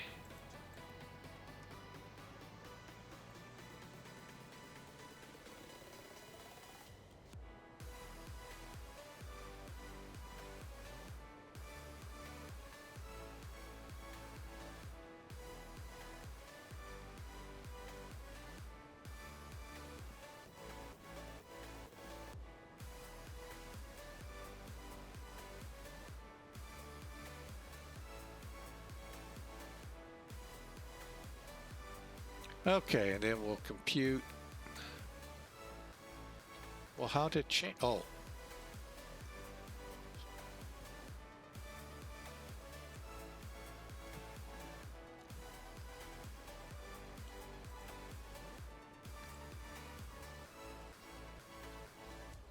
There we go.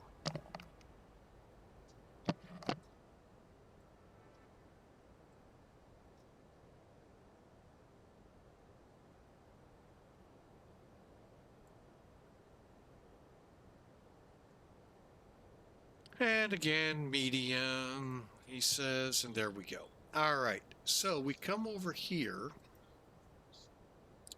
QNH, you can put that in very simple, 29, put the decimal point in, 77. Air temp 31. 330 diagonal 9.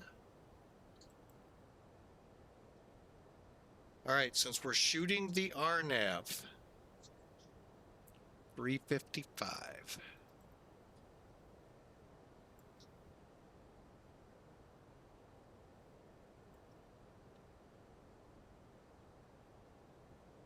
All right, and we're all set to go.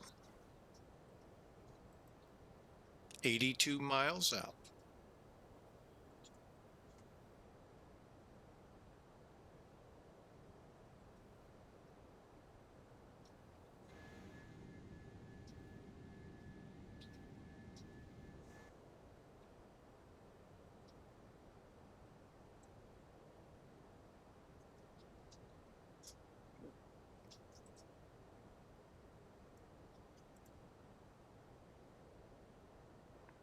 By the way, if you have VATSIM radar, you know, bring it up and then take a look around the Bahamas and then pan out.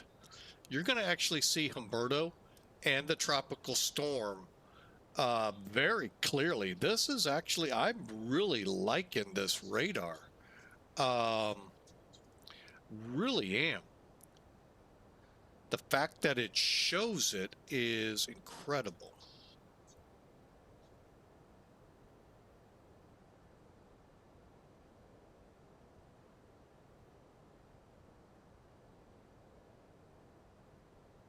But what happened here? All right. Mid to late week last week, the thought was this storm, Amelia, would hit around Charleston, anywhere from Savannah to Myrtle Beach up to Wilmington. Well, there was an AI model out there that showed it hooking out into the Atlantic. Most of the rest had it go inland, hook west, and then whatever else they did. Well, now the common consensus is this is gonna hook. Now, last I saw, it should have already been going to the east, but I'm kind of not certain it has yet. This, by the way, this big, well, the big blob on there south of Bermuda is Humberto, and that's the storm that was supposed to pull it. And I could see it's a pretty big, mean Category 5 storm that could draw it that way. So we'll see. You know, time, unfortunately, is always right. Forecasters rarely right. So, and still make a large sum of money.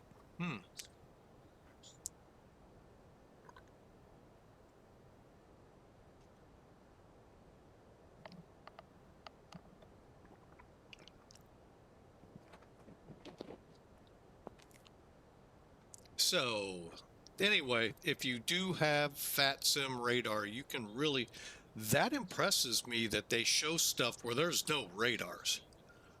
How they're doing that is my guess, something with satellite. Because there are no radars out here in the oceans.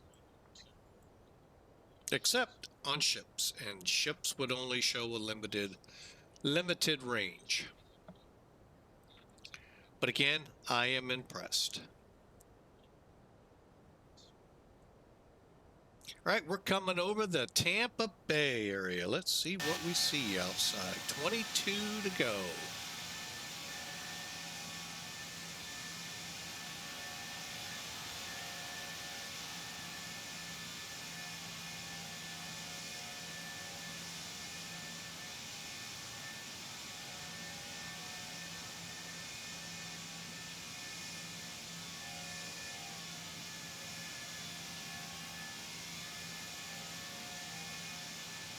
Name either airport in your screen.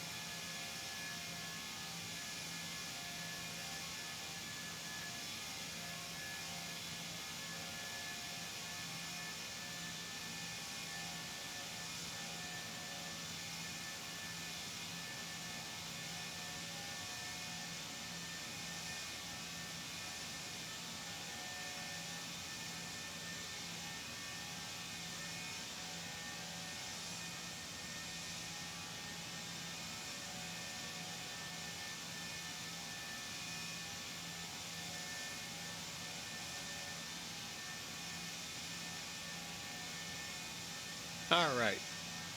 I don't see any takers here, so we'll see what happens here.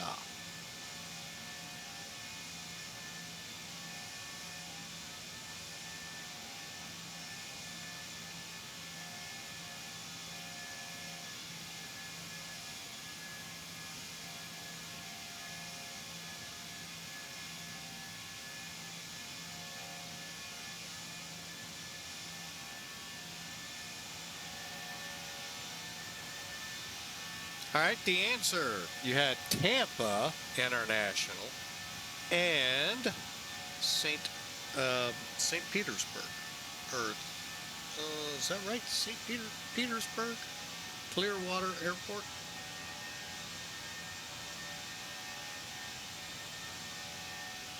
St. Pete Clearwater International Airport. Maybe doubtful because the clouds look kind of pretty strong there. You might have seen MacDill Air Force Base. Coming up here shortly, if the clouds will let us, Sarasota.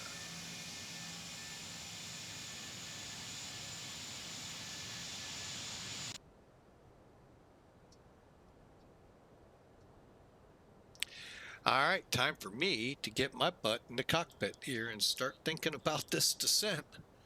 Let's see. Let's bring it down 7,000.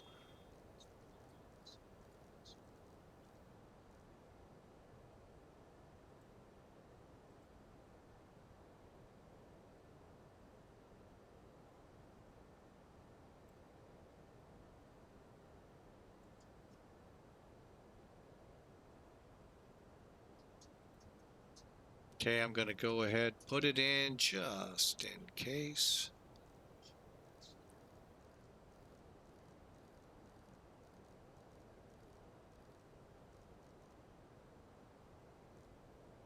Okay.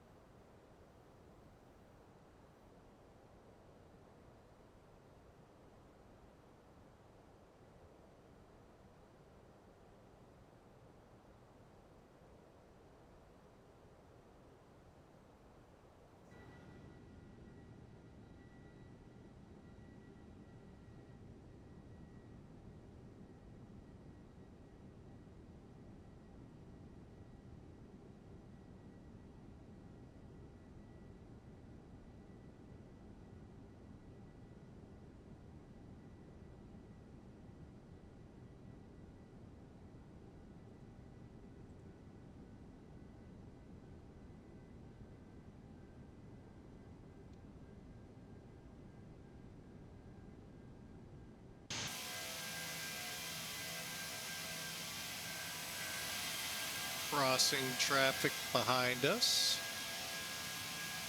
Not certain who that was.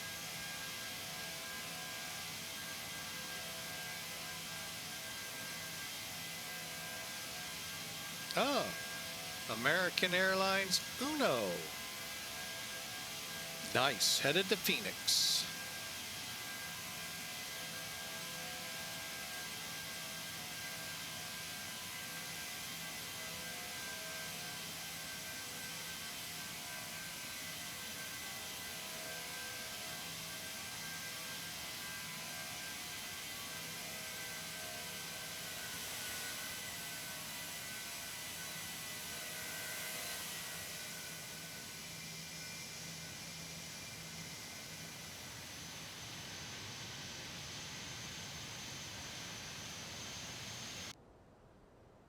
All right, let me get in here, make sure we got everything set up for the descent. All right, ATIS, METAR. McDo is set, decision altitude set, star set, landing elevation set to auto, top of descent. Okay, vertical profile seems good right now. Figna is below 31,000. Oh yeah, I think we'll be close. And then Jasbo, we just got to stay above 26,000. So we are beginning our arrival into Fort Lauderdale.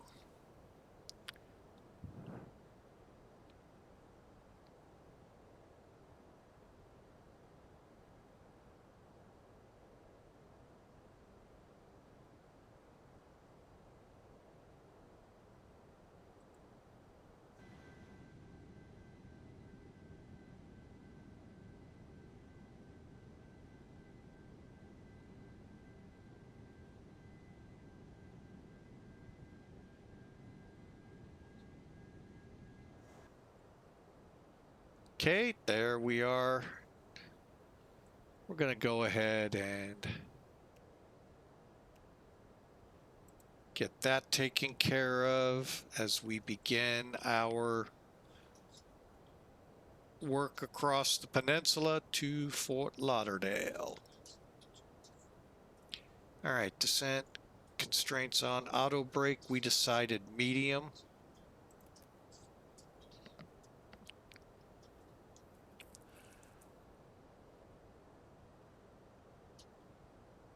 All right, we've done the approach brief. Descent, we are watching.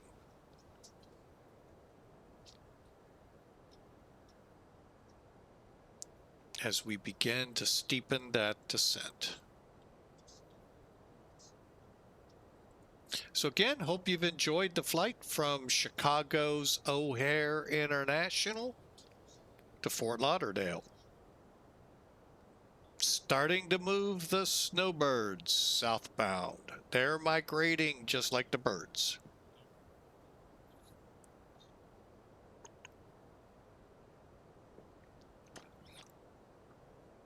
And I don't blame them.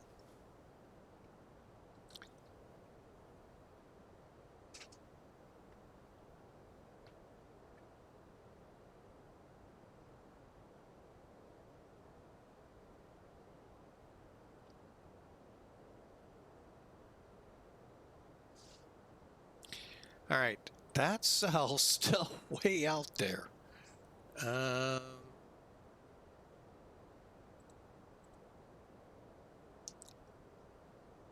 Is there anything in and around the Miami area? Can't tell.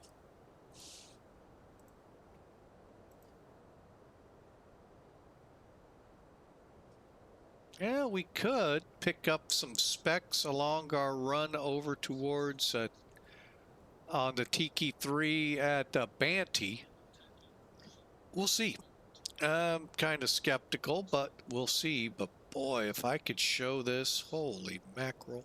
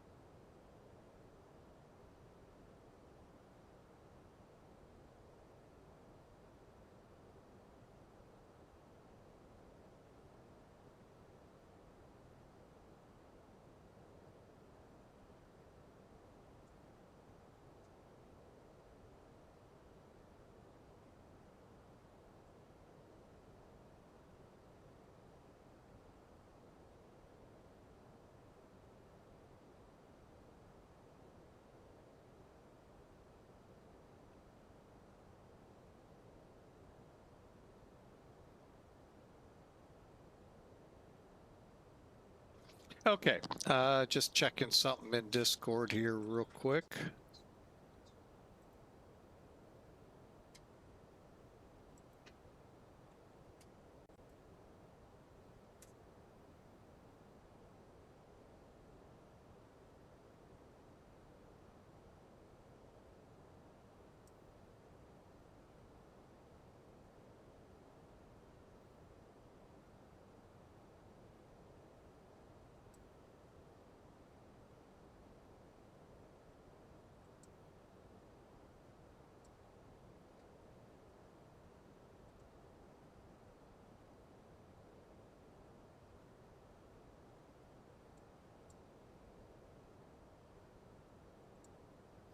Okay, sorry for the distraction there. Okay, let's get in here. Where are we? 280, good.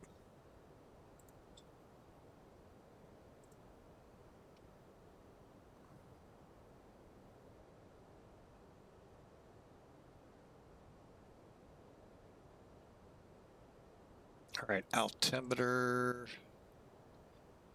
2997.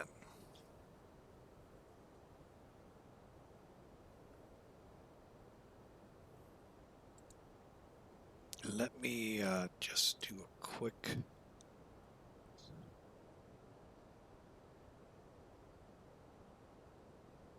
All right, it looks like I'm the only one inbound. Now, there are outbounds and stuff like that, but theoretically, I should be it. Okay, we're going to go ahead and bring you down to 40 for now.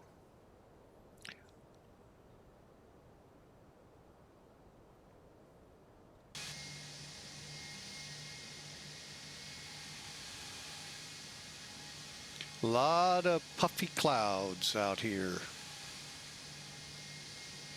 Like I said, when we get down to Banty in about, let's call it 30, 40 miles, we may start seeing some semblance of rain.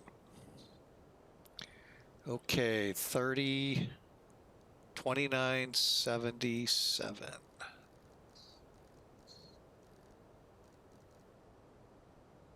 Okay, headed for 12,000.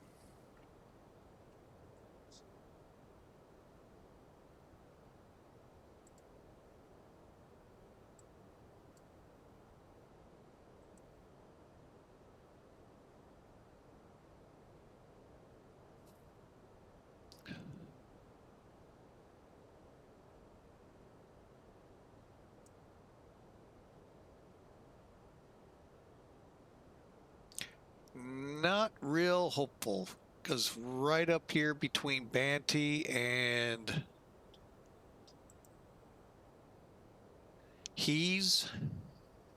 there's stuff showing up on VATSIM radar and NavGraph. Let's take a look at the big one. Nothing showing up.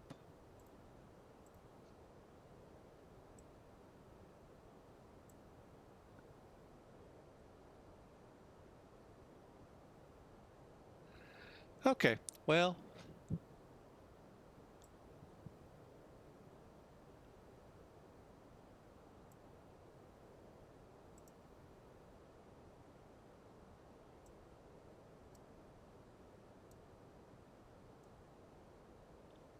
hey, there's those birds again.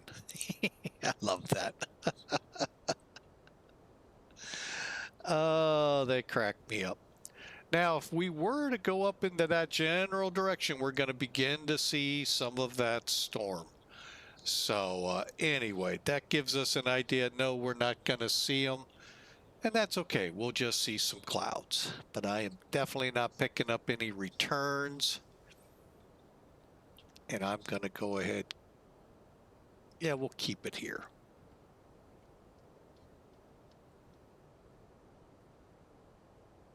All right, Banty is 250. We'll see that we slow to 250, and let's go ahead, call it.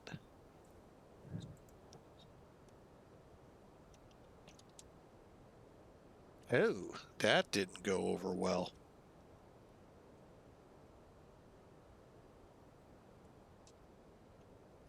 What's up? Hang on, let me bring you on so everyone can hear you. There we go. Godspeed. Welcome to the show. You know where I could find some good, like GTA airports? What kind of airports? Like GA flying airports. Well, I mean, they're more plentiful than anything out there. Like, do I get it from like Downwind Sim or something? Oh, you're looking to install. Yeah. Downwind Sim, you could also check Fox. And if like the big ones out there you might look for on your own on X-Plane. Hang on a second. There we go. Well, you could always look for Sunken Lunken, KLUK, or Batavia, where Sporty's pilot shop is. But you also have in the Phoenix area, oh, it was just on my mind, Scottsdale, Deer Fox. Those Deer Fox, I think it is, are two big airports. Arlington in Dallas is another big airport to look for. So they're out there. Are we at 250 yet? Yeah. But yeah, definitely downwind. Melvin Leroy. I don't know how much he designs, but he could put you on some. But Fox would as well. Yeah, Unless you- Melvin, I'd probably be all Microsoft, wouldn't he? No, Fox won't. And downwind sim, it's always, a toss-up. Same with Melvin, but they could put you on some. But but Fox definitely will get you X-Plane. Sunken Lunken, man, in Cincinnati's a fun one. You said that's in Cincinnati? Yeah, Like Ohio, Cincinnati? that's the only Cincinnati I know. Where can I find that at? You trying to look for it on the chart? Or Google?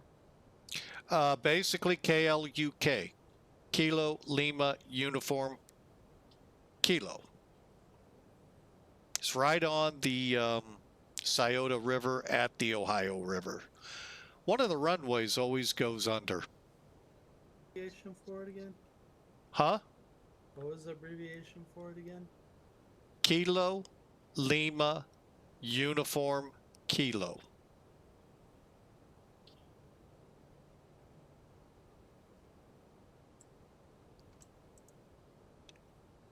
All right, time to bring this sucker in. Is that Lunken Field? Yep. Procter & Gamble used to park, I don't know if they still do, they probably do park their aircraft there. When I used to go visit that airport as a kid, they had the Gulfstream turboprops and the G2 or 3, whatever the heck they were back then. Watched them changed out the stone tires on the struts with new Firestones.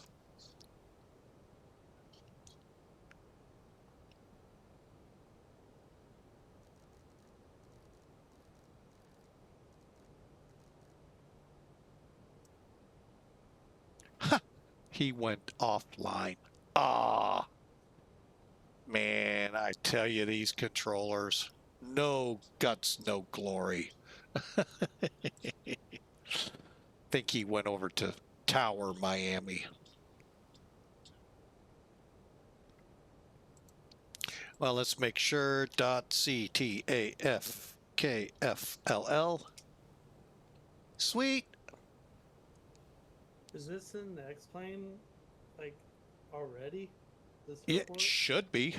I've flown into it in X-Plane 11. Is there an airport in 12 in there?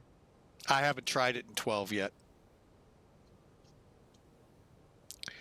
And I got an I R. thought 11 didn't have airports in it. Okay, so we're going to need to come down to 4,000 here shortly. We're coming into Fort Lauderdale. We are just about to the beach, snow bunnies. Or snowbirds. Snow bunnies would be saying, no, we don't want the beach. We want the snow. I've flown in that airport, like, a lot of times already. But that's a good airport. Lunken, I mean, Nice airport, great visual approaches, and 1 or 2 instruments.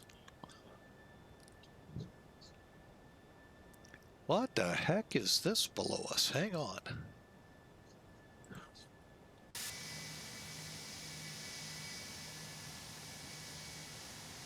Yeah, I'm trying to, I don't know, like, I've been trying to get my stream together and stuff. Like I want to stream and stuff, but Yeah. I don't know, like, I don't want to copy you, I don't want to... There's so many... There's so many people out there that I don't want to, like... I don't want to copy you, I don't want to copy Melvin, I don't want to copy, like, Downwind Sim, or, you know... 757 or Sim Caesar, like, I want to, like, take all my, like, all the stuff that I learned from you guys, and I want to, like, incorporate it into, like, my own design. Perfect. You know what I mean? You know what I mean? Like, I know exactly what you mean. That sounds awesome. Where do I sign up? I don't... Dude, I look forward to when you come live. Like, I kind of got... You know who Fliggity is? Have you ever seen Fliggity? Nope. He streams mostly in nighttime, so you may not see him. But he does, like, a lot of MSFS stuff. But, like, in the very beginning, like, he has an awesome, like, you know, like a diner, airport, you know, you start off at, you know, like in the hangar. Oh, yeah. And then, like, I kind of took, like, his design, and I actually, instead of, like, putting, like, the mountains in the background, I actually put an airport in the background. Nice. You know, at one time, I actually wanted to start this off in a scene where I'm in, like, a dispatch office, talking the flight up, and then we went to the plane. Like Fox? Sort of like Fox, but this was before I even knew about Fox. Yeah, like, I just didn't know how to set something like that up. it's hard to take, I mean, it's hard to take everybody's idea that they got going on and, like, reformat it to your own design. Yep, You know what it sure is. That's why do your own, man. Ooh, we're starting to get some nastiness here. But we're not showing it on the radar. Oh, it sure looks nasty, though.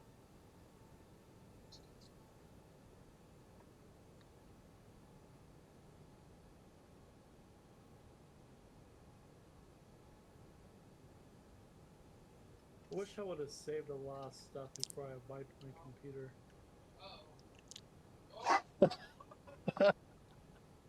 Hey, quit that, okay?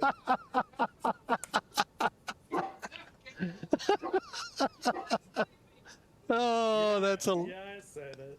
What? I said it. No, I there... would have saved a bunch of stuff. I get it. No, there's a truck parked out. Our dog hates it when trucks park out in front. And he was sleeping with this thing sitting out there till I pointed at it. And all of a sudden, ruff, ruff, ruff, ruff, ruff. Now, get that truck out of here.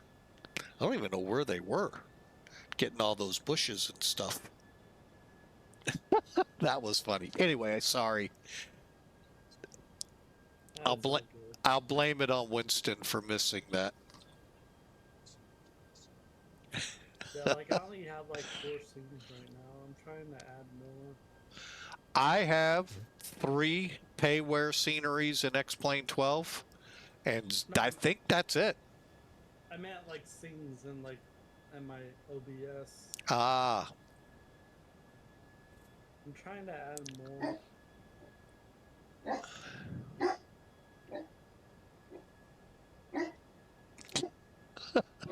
behind the safety of the window, the dog barks.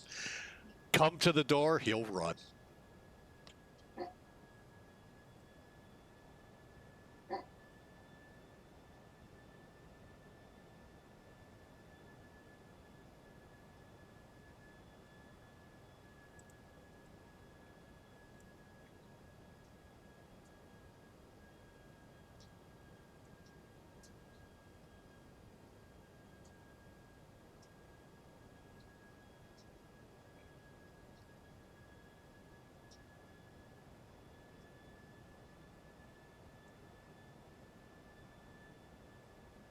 All right, so at BPAC, I'm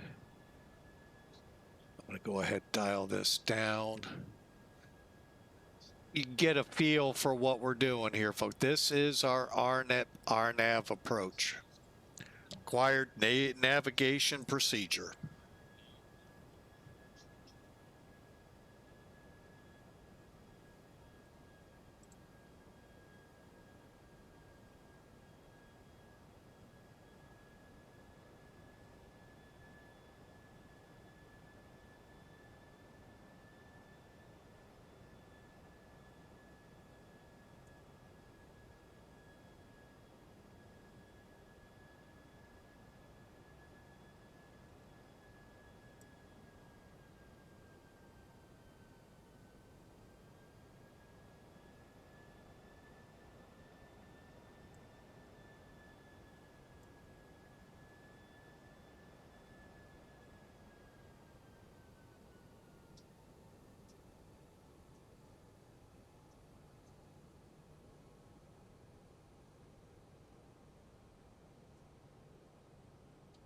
All right, we're getting set up to fly this approach altitude-wise. Geno, which is our first, or Genpo, is 4,000 feet.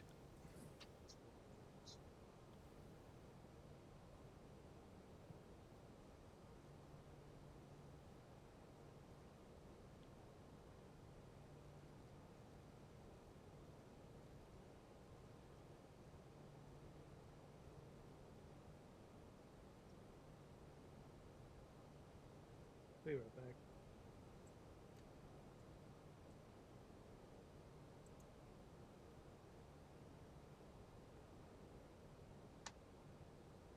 Okay, we're on the approach. Snappa was 2,000.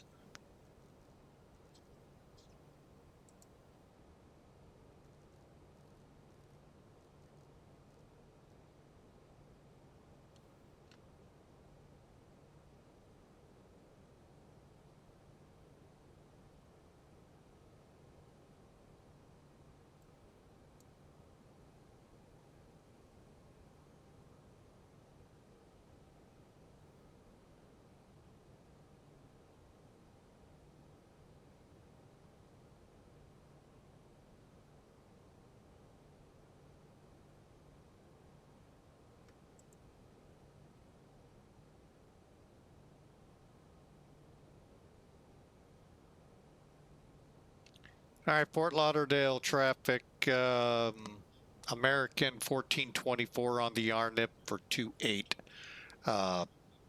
right.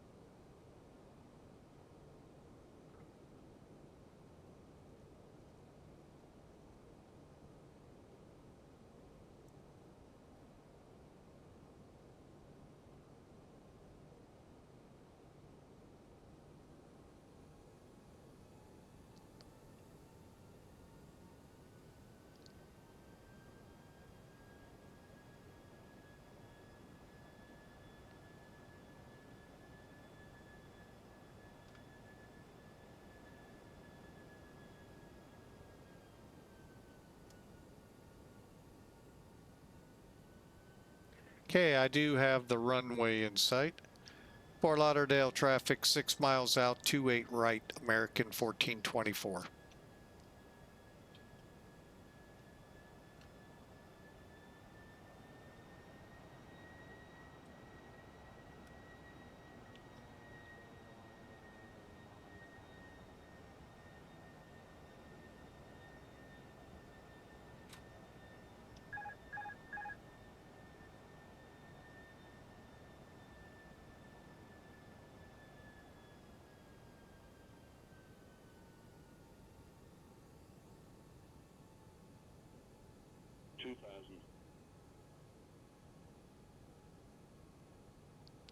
And flaps full.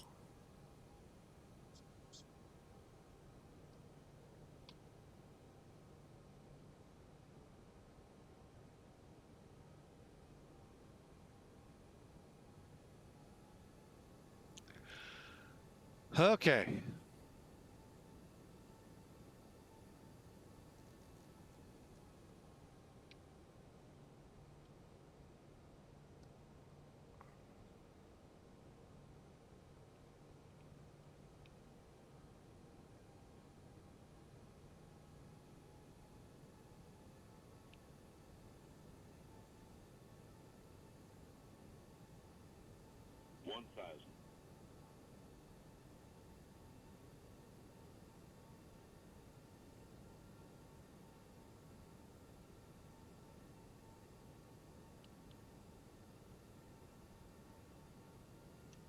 Fort Lauderdale traffic, American 1424, 3-mile final for 28 right.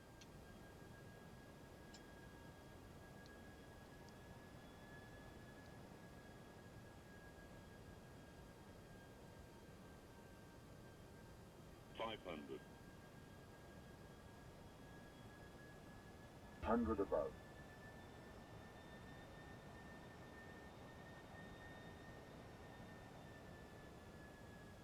400. Minimum. 300.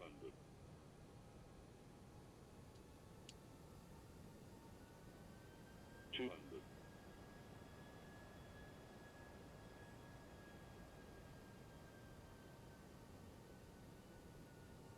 100. 50. 40. 30. 20. Retard. 10. 5.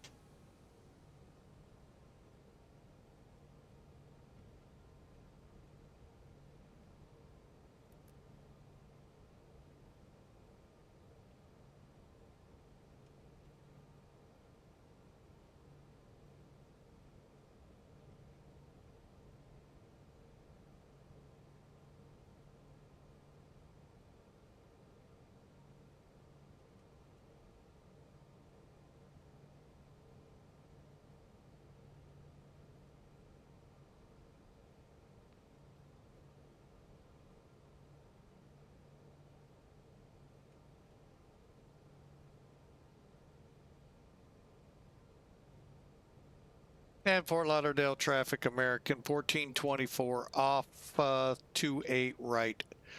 Bravo 6, I believe it was, taxi to the terminal.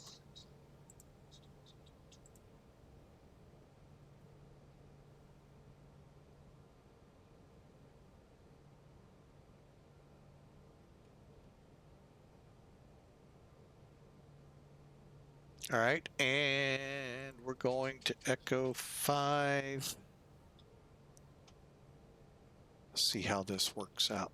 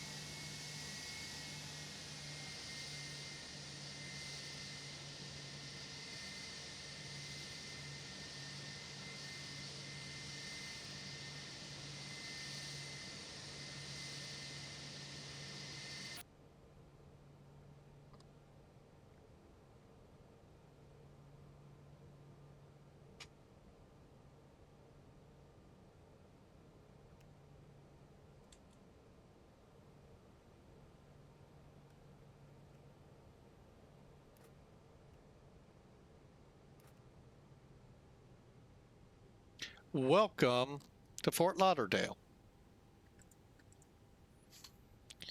All right, hang on a second, just getting a couple things squared away. All right, and we'll go ahead and unload that. We don't need it anymore.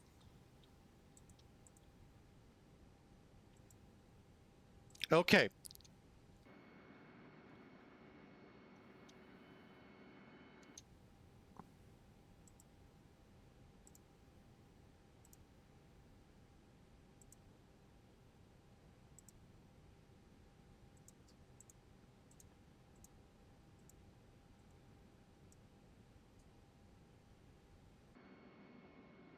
Not even sure this will work now that we're in.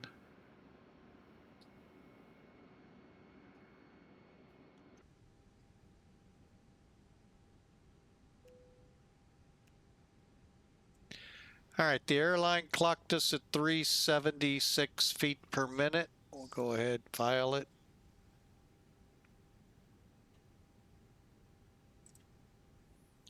See what that equated to real quickly here point-wise.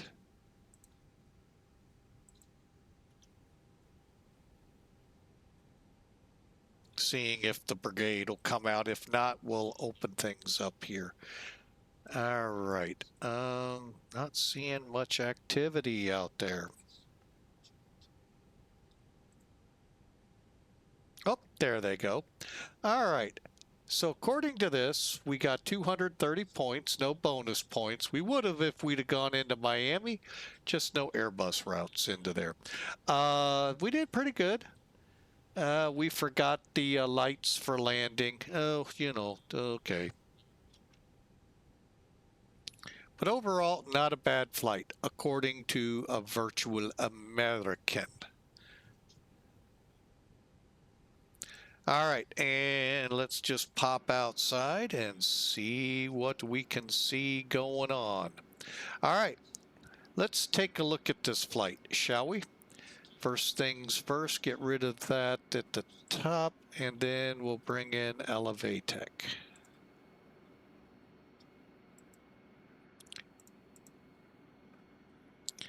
Okay. Yeah, I think our tower guy moved over to Miami. I don't know, though. That's just me. And you can see how close we were. If we'd have gone to Freeport, oh boy, we'd have probably seen it. I don't think there's an Airbus flight there. But anyway, completing. Excuse me. All right, let's get into it. Let's see what we did. Punctual performance. How about that? 371 feet a minute at 130 knots, 1.3 Gs. We'll take it. I believe there was a bunny hop. We'll see if it got recorded on Elevatech. It did. And not bad, actually. About probably 10 to 20 feet off to the left. First touchdown probably around 1700 feet down. Wait a minute, 1,000. Correction, 1400 feet-ish down the runway, then about 1600 for where the bunny hop finally landed. How do I know? Each hash is 500 feet. So this one's 500, this one's 500. Granted, a much larger scale, but it still is centered on the 1,000-foot mark. That's your visual cue coming in, is this set of stripes right here. Your PAPIs and ILS will all work off of that. And you know what? All of mine was on, I believe, the wrong side. Yeah, we've seen that before. So anyway, really good flight. Enjoyed it. That's Elevatech. And you can see where do most of the rubber marks end up? Just at or past it, pretty heavy. So you can see that's where we aim. Here's the ILS. Ooh, can't see the PAPIs.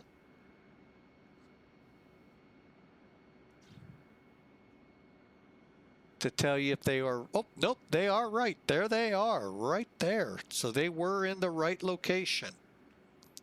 Boy, they're hard. But again, both the glide slope and the pappies right here are geared to get you on that runway. Glide slope towers right over here. And this is the aiming point.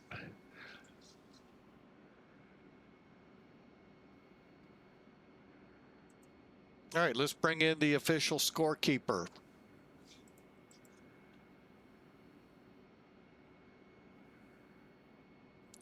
Bear with me. There we go. All right, Sim Toolkit. Again, can get a good feel.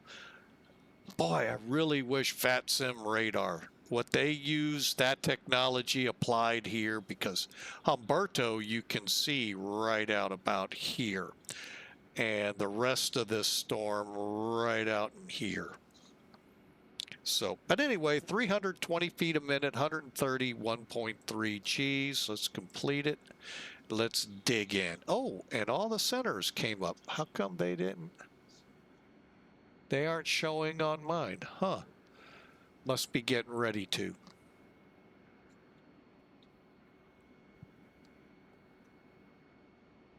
All right, there's the flight. Here come the details we're used to. Then we'll dig in. This is, I mean, just under 3 hours, 1,000 miles, 7,000 kilograms, and we already know the numbers. Let's see if we get 2.8 right, or if it put us over to 2.8 left is what it wanted. Twice in a row we got it right. All right, it's 1,360 feet down the runway, 11 feet off the center line. That, folks, is what you want to do. And I think our speed is pretty close to what we wanted, 4 degrees up.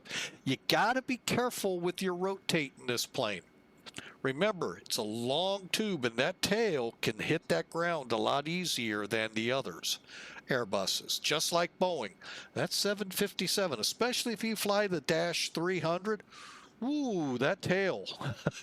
You got a super long aircraft. I got to see it one time, I believe, and boy, that airplane just seems to just go on and on and on. Is there any end in sight on it, is what I kept thinking. Same with the A321. So you really got to be careful on your rotate, both takeoff and, more importantly, when you flare for landing. But overall, the numbers look good. The landing looks good. And just for those keeping score, we are, yeah, right here. That's us right there. No. Yeah, you see all the airplanes around us? Yeah. All right, well, that's flight 1. What we're going to do, we are going to go ahead and try for the second flight. What I'm going to do, those of you on Twitch, stand by. What we're going to do is close this video out for YouTube. And then we'll restart a video after we go through the setup for the next flight. So Twitch, kind of hang tight for about 2 to 3 minutes. Let me get the outro music rolling. YouTube, it's been a pleasure. As always, I hope you like it. Hey, if you do, thumbs up, subscribe. We'd love to if you haven't subscribed already. Twitch, if you haven't followed us, follow us. We'd love you to follow. All that costs both of you. It's free. An email letting you know either for Twitch, we went online live. For YouTube, another video has been posted for you. So for now, folks, from Fort Lauderdale, Florida, I want to say thank you for flying with Mike, and we'll catch you on the next video, YouTube. Again, Twitch, hang tight. And if you on YouTube want to catch this live, Mondays and Fridays, 11 o'clock Central U.S. time, check us out. We'd love to have you aboard. So for now, have a great night. God bless you. And YouTube, we'll see you on the next video.